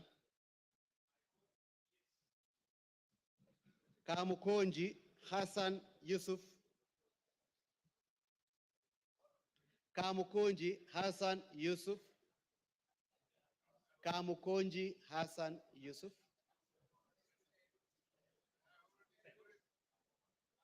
Kandara Chege Njuguna. Kandui John Makali.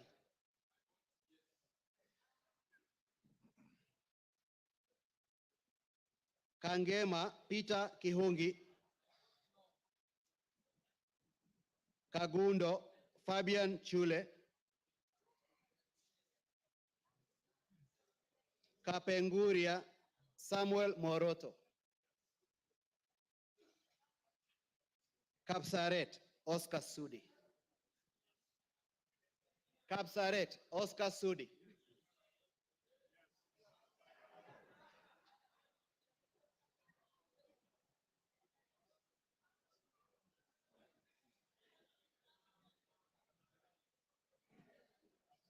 Karachuonyo Okwome Andrew Adipo. Kasarani Karauri Ronald Kamwiko. Kasipul Were Charles Ongondo.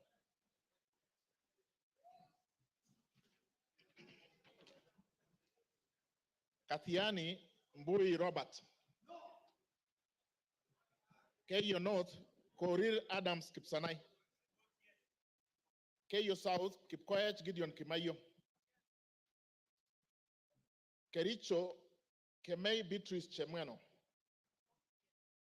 Keses Ruto Julius Kipleting.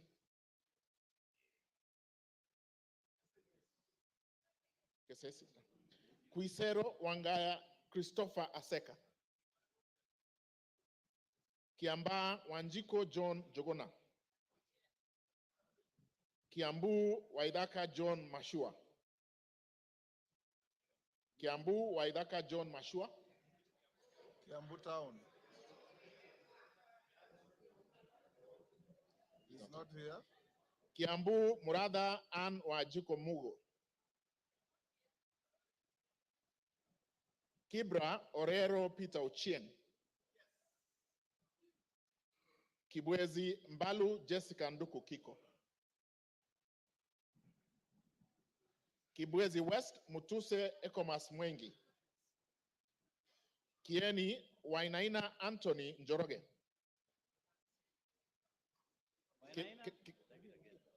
Kieni Wainaina Anthony Njoroge. Kigumo Munyoro Joseph Kamau. Keharu Nyoro Samson Dindi.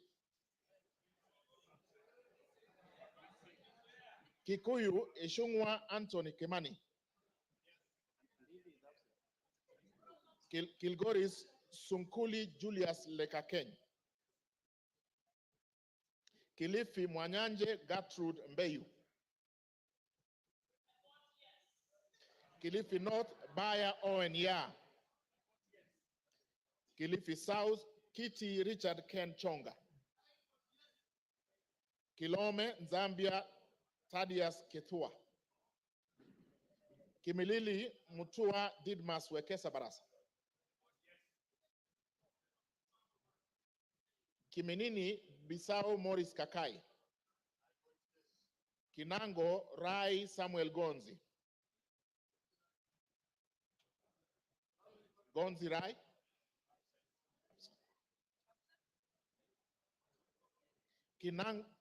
Kinangop Thuku Zakari Kwenya. Voted. It's voted. Kipipiri Muhia Wanjiko. Kipkelion East Cheroro Joseph Kimutai. Kipkelion West Hilary Kiplangat Koske. Kirinyaga Jen Jerry Maina. Kirinyaga Central Gitari Joseph Gashoki. Kirinyaga Central Joseph Gashoki Gitari. Kisauni Bedzimba Rashid Juma. Kisi Donya Doris Aburi. Kisumu Busia Ruth Adhiambo Odinga. Kisumu Central Oron Joshua Odongo. Kisumu East Ahmed Shakil Ahmed Shabir. Kisumu West Rosa Akinyibuyu. Kitui Irene Modoni Kasalu. Kitui East Nimrod Miduka Mbai. Kitui Central Makali Benson Mulu. Kitui Rural Mboni David Mwalika. Nyamai Rachel Kaki Kitui South. Edith Vethi Nyanze Kitui West. Mokaya Nyakundi Japheth Kitutu Chache North.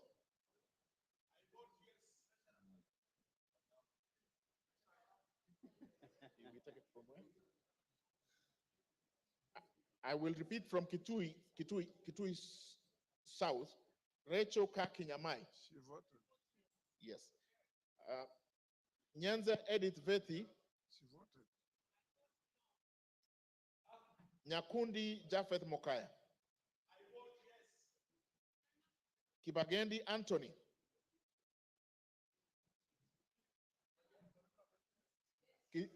Kitutu Chache South. Amesema? No. Kibagendi amesema?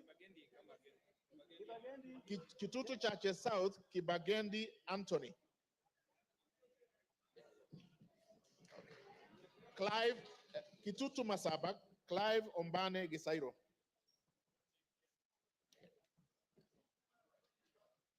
Konoin, Brighton Leonard Yegon. Kuresoi North, Mutai Alfred Kibrono. Kuresoi North. Okay. Joseph Kipkoske Tanui, Kuresoi South. Okay. Kuria East, Masairo Marwa Kitayama. Kuria West, Robi Matthias Nyamabe. Kwale Masito Fatuma Hamisi. Kwanza Wanyonyi Ferdinand Kevin. Lafi Abdurrahman Mohammed Abdi. Lakdera Mohammed Abdikadir Hussein. Laikipia Jane Wangeshi Kagiri. Laikipia East Festus Mwangi Kionjuri. Laikipia North Sarah Paulata Korere. Ndio. Laikipia West Stephen Washira Karani. Laisamis Joseph Lekutom. Lamu Monica Mudoni Marufu. Lamu East Obor Weida Muhammad. Lamu West Modama Stanley Moiruri. Langata Felix Odiwor Kode. Kahangara Larry Joseph Mburu Kahangara. Likoni Mishi Juma Hamisi Mboko. Likuyani Innocent Maino Mugabe. Limuru John Kiragu Shege. Loima Akuja Protas Ewesiti. Luanda Dick Maungu Oyugi. Thank you. Nabi Nabwera Daraja Lugari. Lunga Chiforomondo Mangale Munga. Lurambi Titus Hamala Mkhwana. Mara Jafet Miriti Kareke Mbyuki. Machakos Joyce Kamene.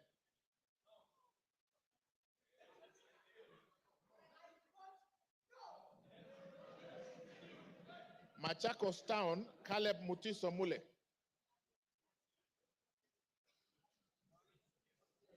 Okay.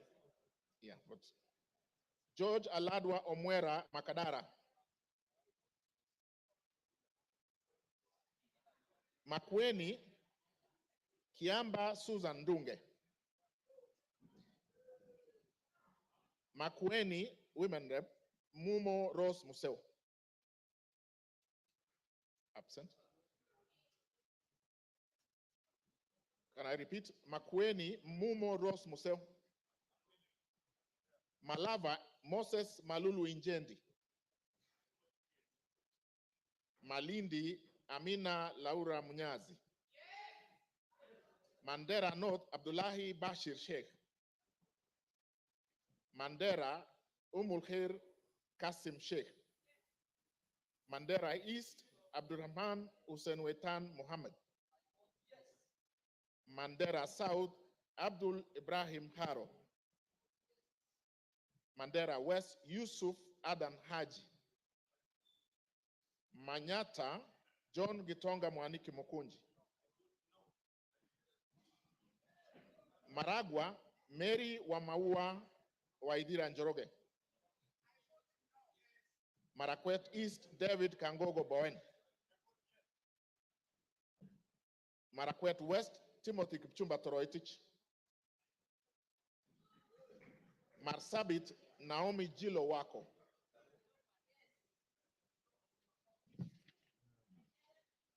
Masinga Mwalio Joshua Mbithi Mutua. Masinga Joshua Mbithi Mutua Mwalio. Matayos Geoffrey Makoha Modanga. Madare Anthony Oluoch. Madioya Edwin Mugo Gishoki.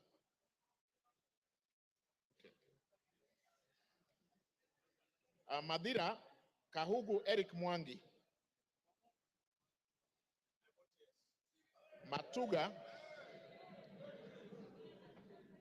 Matuga Tandaza Kasim Sawa. Okay. Matungu Nabulindo Peter Oscar. Is there? Yeah, Tandaza is there. Can I repeat Matuga? Matuga, Tandaza, Kasim Sawa? Okay, asante, asante. Matungulu, Mule Stephen Mutinda. Mavoko, Kingola Patrick Makau.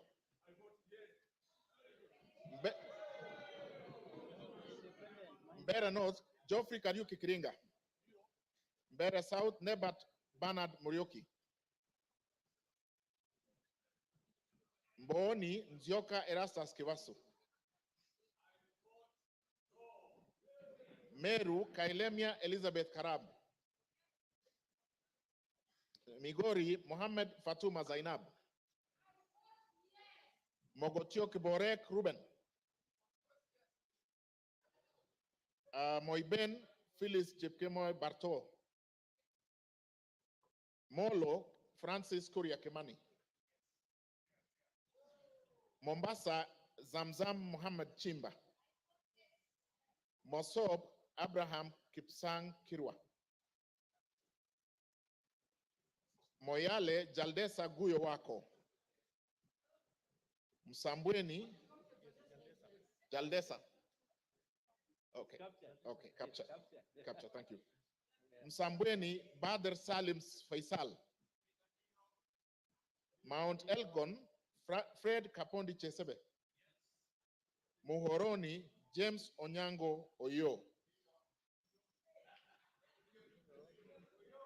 Mukorweini Gishoi Kagusha John Philip. Mumias East Salasia Peter Kalerwa.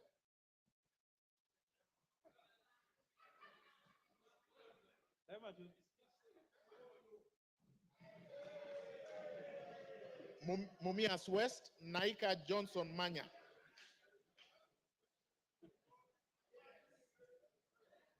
Moranga Betty Njeri Maina.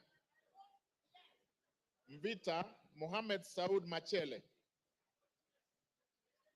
Mwala Musau Vincent Musioka.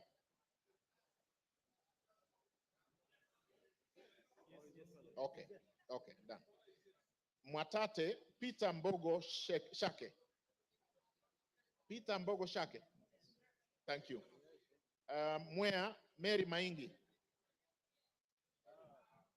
Mwingi Central Gideon Muteme Muliungi. Mwingi North Paul Musimi Nzengu. Mwingi West Charles Ngusi Anguna. Nairobi City Esther Mudoni Pasaris. Naivasha Kihara Jane Wanjiru Njeri. Nakuru Chelule. Can I repeat Naivasha? Kihara Jane Wanjiru Njeri.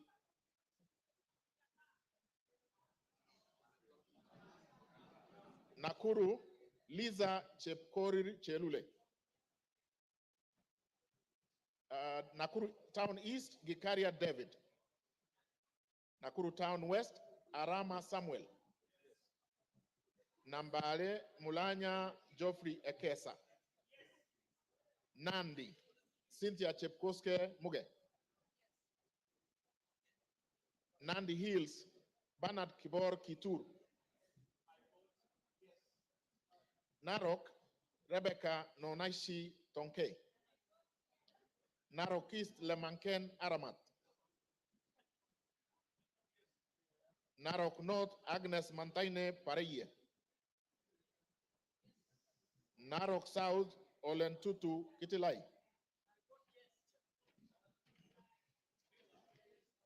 Narok West Gabriel Koshal Tongoyo. Navajolo Emmanuel Wangwe.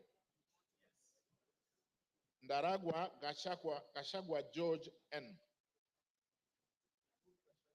Ndiwa Martin Peter Sowino.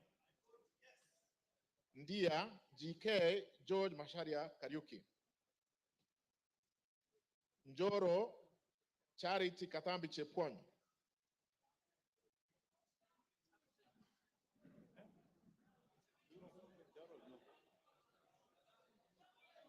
North Hor, Guyo Adi Wario. North Imenti, Abdul Rahim Dawood. North Mogirango, Joash Nyamache Nyamoko.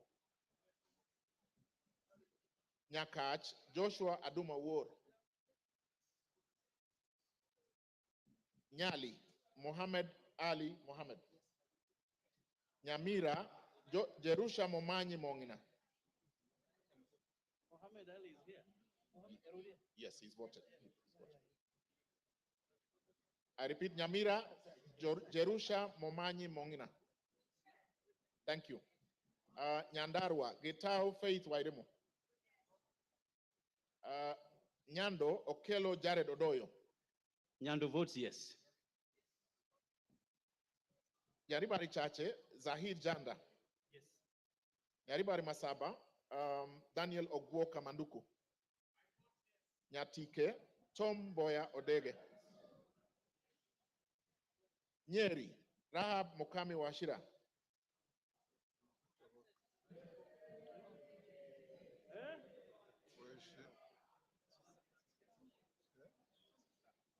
Nyeri Town, Duncan Maina Madenge.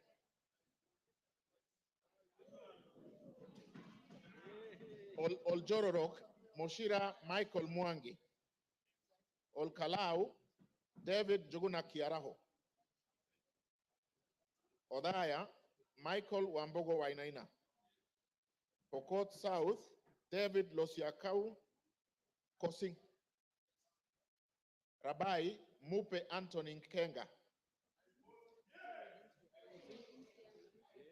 I have been asked to repeat Pokot South. Pokot South, Kosing David Losiakau. Thank you. Rabai Anthony Kenga Mupe.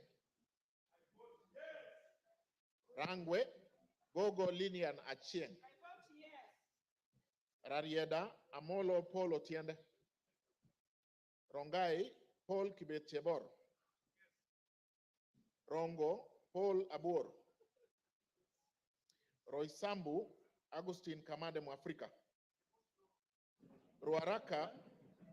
Ruaraka Francis Kajwang Tom Joseph. Roiro Kingara Simon Nganga. Runyenjes Karemba Eric Muchangi Njiru.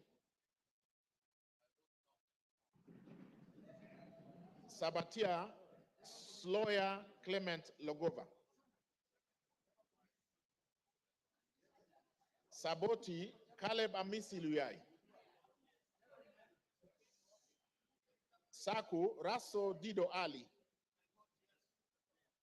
Samburu Pauline Lenguris.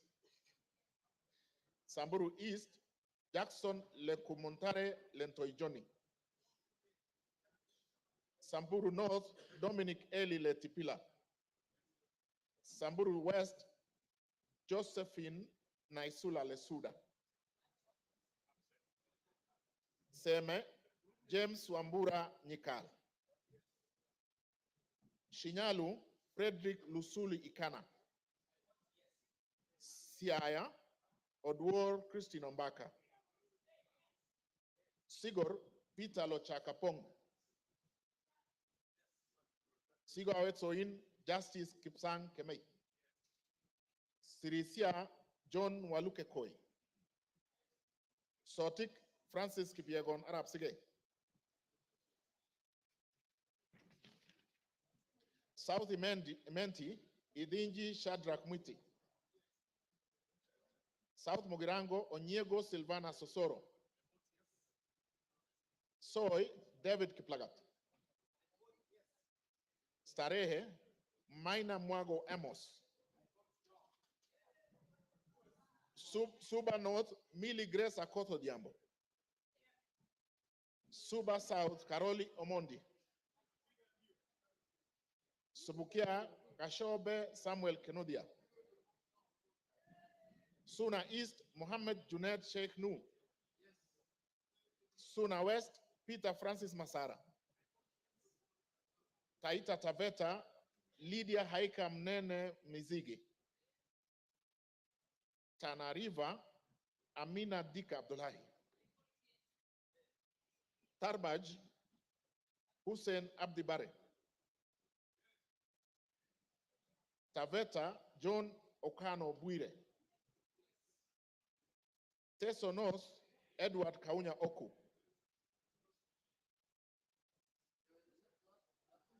Teso South, can I repeat Teso North? Oku Edward Kaunya. Thank you. Teso North, Oku Edward Kaunya. Yeah, yes, voted. Sorry, Teso South, Otucho Mary Emase. Tetu, Geoffrey Wandeto Mwangi. Daraka, Murugara George Gitonga. Darakanithi, Susan Ngugi Nduyo. Thika Town, Nganga Alice Wamboi. Tiati, William Kamket Kasait. Tigania East, Lawrence Purwaburi. Tigania West, John Kanwithia Motunga. Tinderet, Julius Melikibiwot. Tongaren, John Murumba Chikati.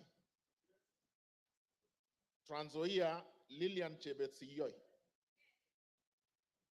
Tarbo, Janet Chepkemboy Sitiene. Turkana, Cecilia Asinyen Gitit. Turkana Central, Joseph Namwar Emathe. Turkana East, Nicholas Ngikor Nixon Ngikolong.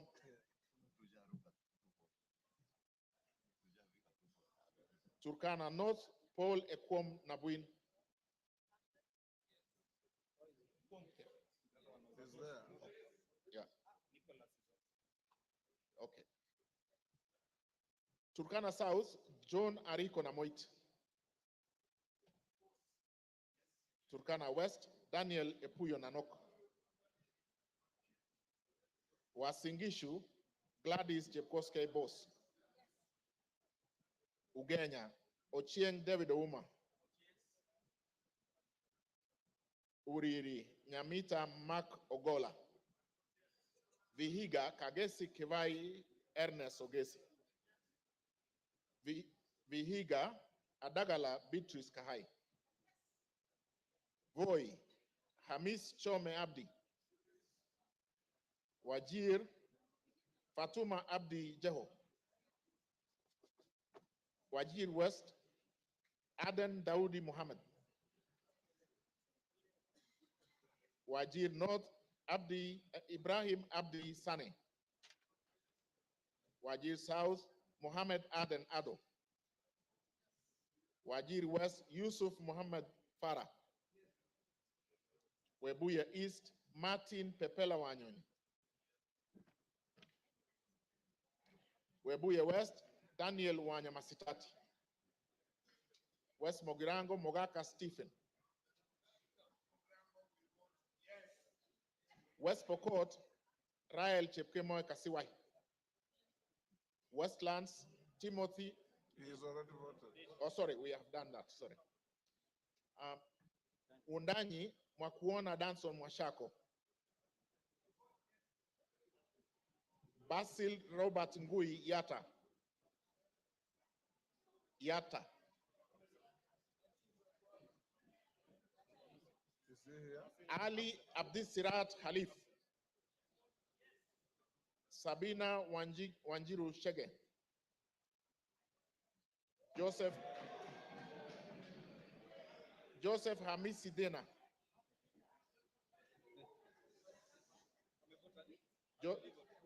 My vote, yes. Joseph Hamisi Dena. Okay. Suleka Hulbale Harun.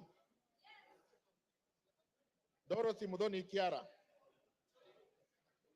Joseph Wainaina Iraya. Irene. Joseph Wainaina Iraya. He's voted. Okay. Yes. Irene Nyakerario Mayaka. Umulher Harun Muhammad. Teresia Wanjiro Mwangi. No. Abubakar Ahmed Talib.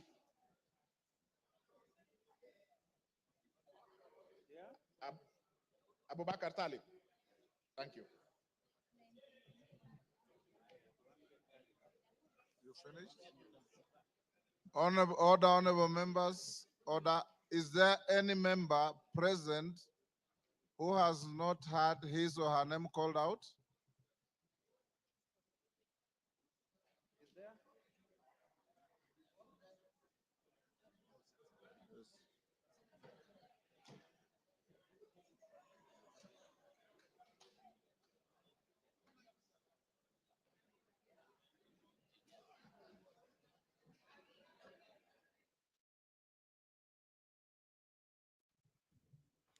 Good evening. You are watching the sitting of the National Assembly this evening, where the members have been voting on the proposed impeachment of the Deputy President, Rigathi Gachagua. It was through a roll call as directed by the Speaker of the National Assembly.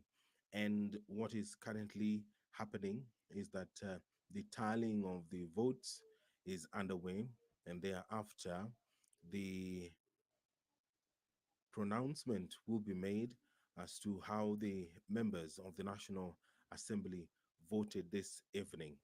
This special motion was moved by the Honorable Member Mwengi Mutuse, and in that special motion, he did list 11 grounds on the reasons as to why the Deputy President, Rigathi Gachagua, should be impeached as Kenya's second in command.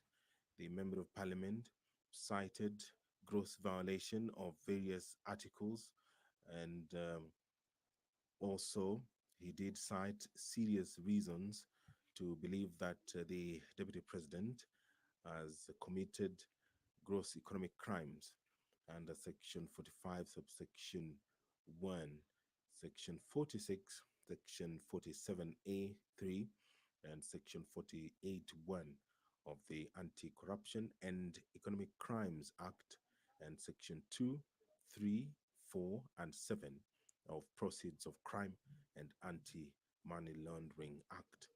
Those are some of the reasons that the honorable member believes that this House should take serious consideration of this special motion to dismiss the Deputy President, who we did hear from this evening between 5 and 7 when he appeared before the National Assembly and made his case, defending himself against accusations that have been leveled against him.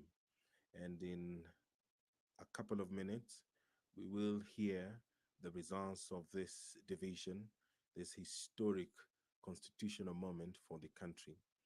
And all that you will watch live courtesy of the Parliamentary Broadcasting Unit in conjunction with the Kenya Broadcasting Corporation. The National Assembly was guided by the standing orders, the procedure for removal of the Deputy President, where a member proposes the removal of the Deputy President on the grounds of physical or mental incapacity in terms of Article 150, Sub-Article 1A of the Constitution, Standing Order 63, which talks about the procedure for removal of President on grounds of incapacity, shall with necessary modifications apply. And Part 2 of the Standing Order 65, where a member proposes to impeach the Deputy President in terms of Article 150, Sub-Article 1B of the Constitution, Standing Order 64, procedure for removal of President by impeachment shall apply with necessary modifications. So the members have been debating And we will hear the result of this process anytime from now.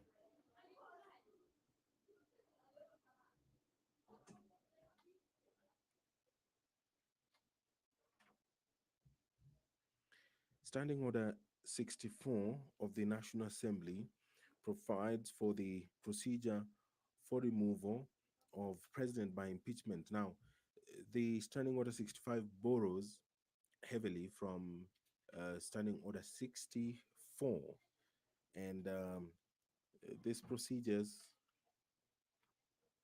the quite a number, and some of them have been used in this business that the National Assembly began in the morning, and the culmination of it will be hard any time from now. And if you can see on your screen, the Deputy Speaker of the National Assembly, Honorable Gladys Bose, has taken the seat, and that means that she will perhaps be the one who will make the announcement after the tabulation and the tallying of the votes that has concluded, been done.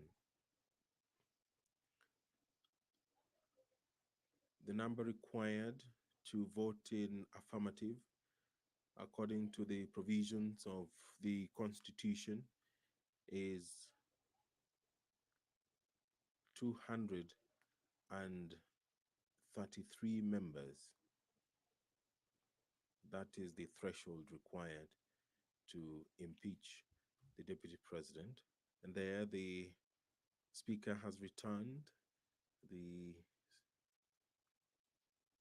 Deputy Speaker had been holding fort briefly, and anytime from now, the Speaker will call for the announcement of the votes,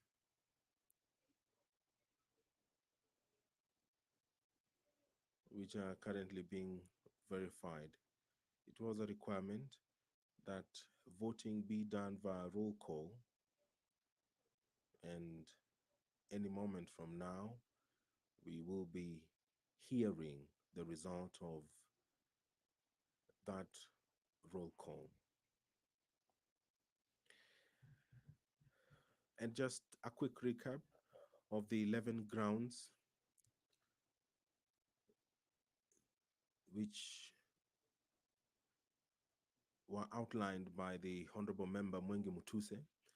That one, the Deputy President has persistently made utterances threatening to discriminate, exclude, and unlawfully deny sections of the people of Kenya and regions of the Republic of Kenya equal opportunities for public service appointment and allocation of public resources.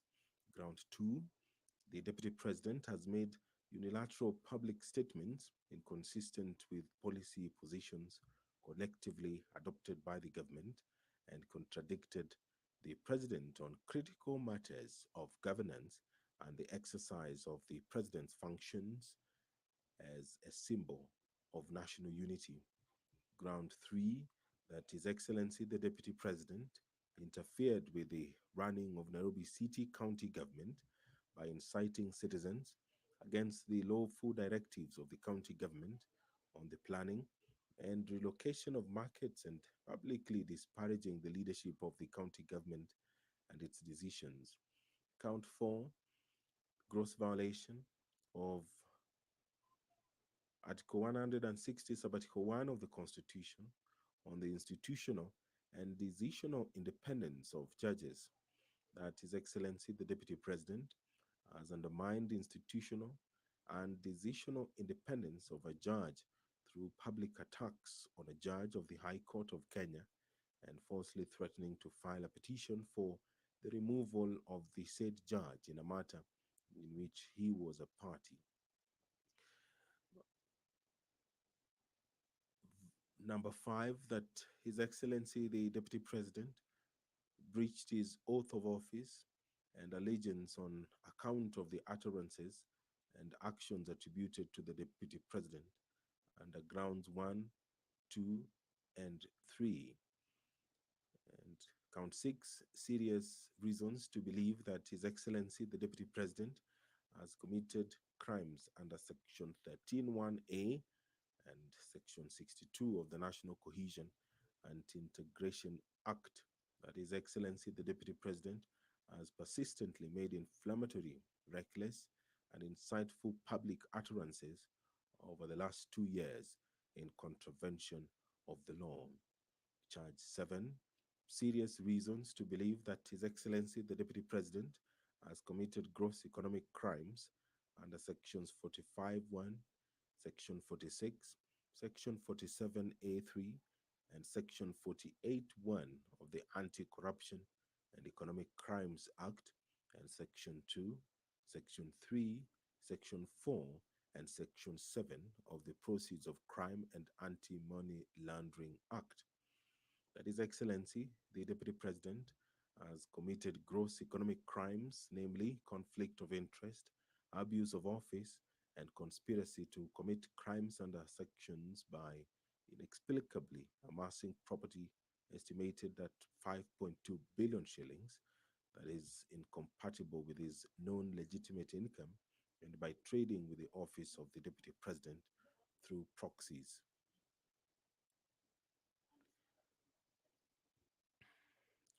Charge 8, serious reasons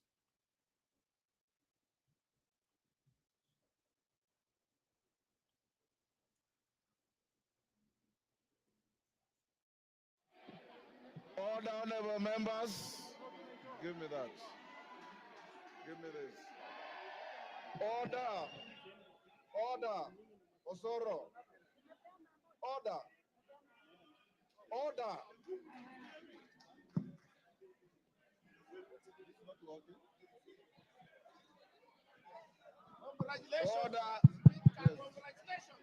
Order, members, take your seats. Order. Angol, take your seats.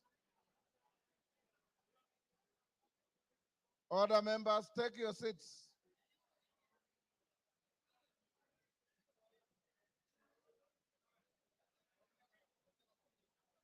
Yeah, I know. Where's the adjournment note? Order, members, order. Take your seats. Order, honorable members, take your seats for the tellers.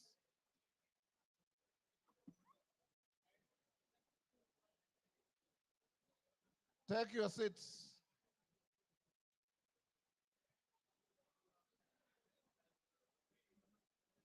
Honor members, Haika, take your seat.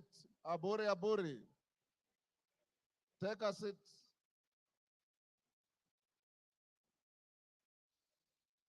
Tongoyos, take your seat. Take your seats, members. All is well that ends well. You have been very orderly, and I must salute you. Tell us, you may now approach the chair and announce the results.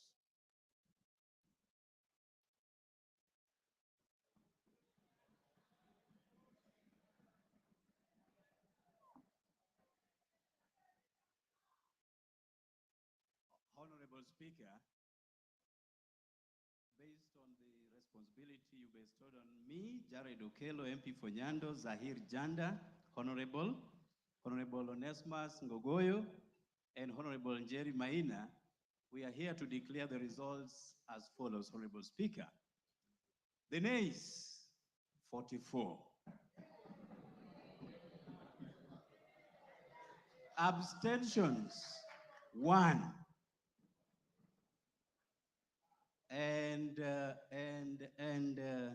the ayes, 281.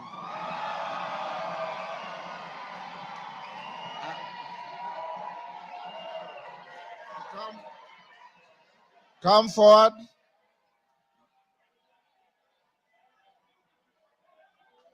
Order.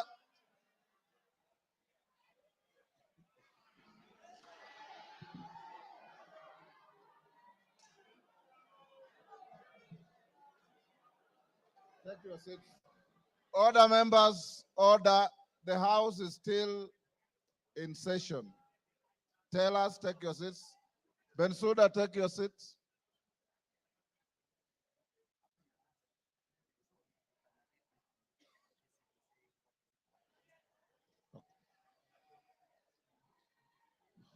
Order, members, order.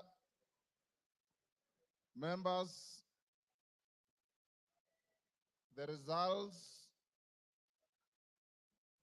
of the division on the motion are as follows. Abstentions, 1.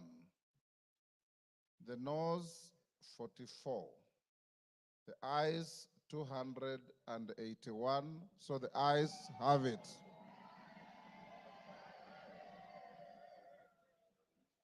And the results brought to the Speaker are duly signed by all the 4 nominated tellers. Honourable members, I have a short communication following that.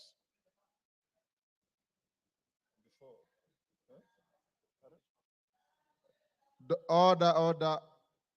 The House is still in session. I have the following communication to make, honourable members, before we open the bar.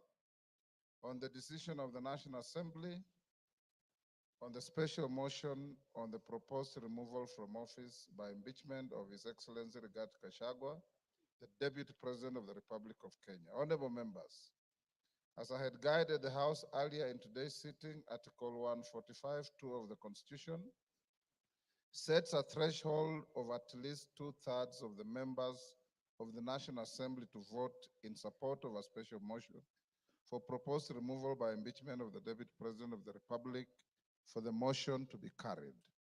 According to the results of the division on the motion that I've just declared, a total of 281 members, being more than 2/3 of the members of the National Assembly, have voted in support of the motion.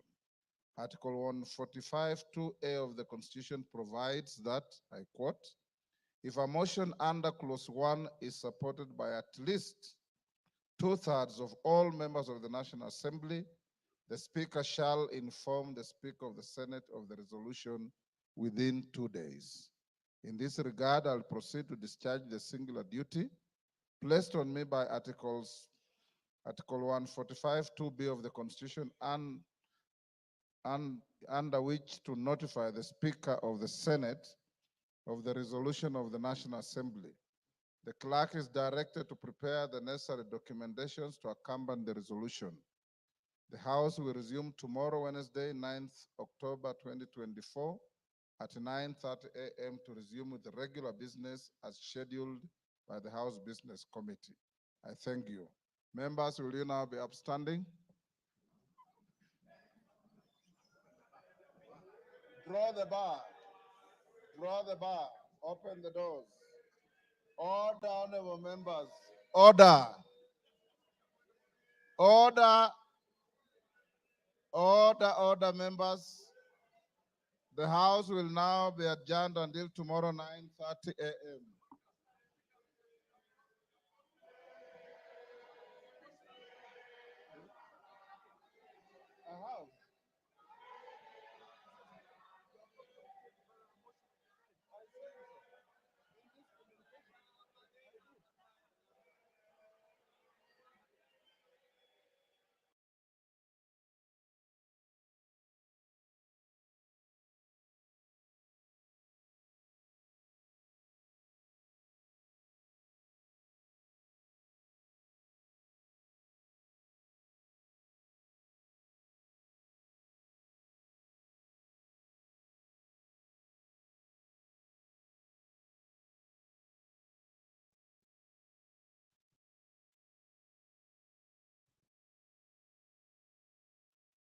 You've been watching the sitting of the National Assembly where the House has approved the impeachment of Deputy President Rigathi Gachagua on 11 charges. The special motion was moved by the Honorable Member for Kibwezi West, Honorable Ecomas Mwengi Mutuse. This broadcast has been brought to you by the Parliamentary Broadcasting Unit in conjunction with the Kenya Broadcasting Corporation. My name is Edward Kabasa. Thank you for watching.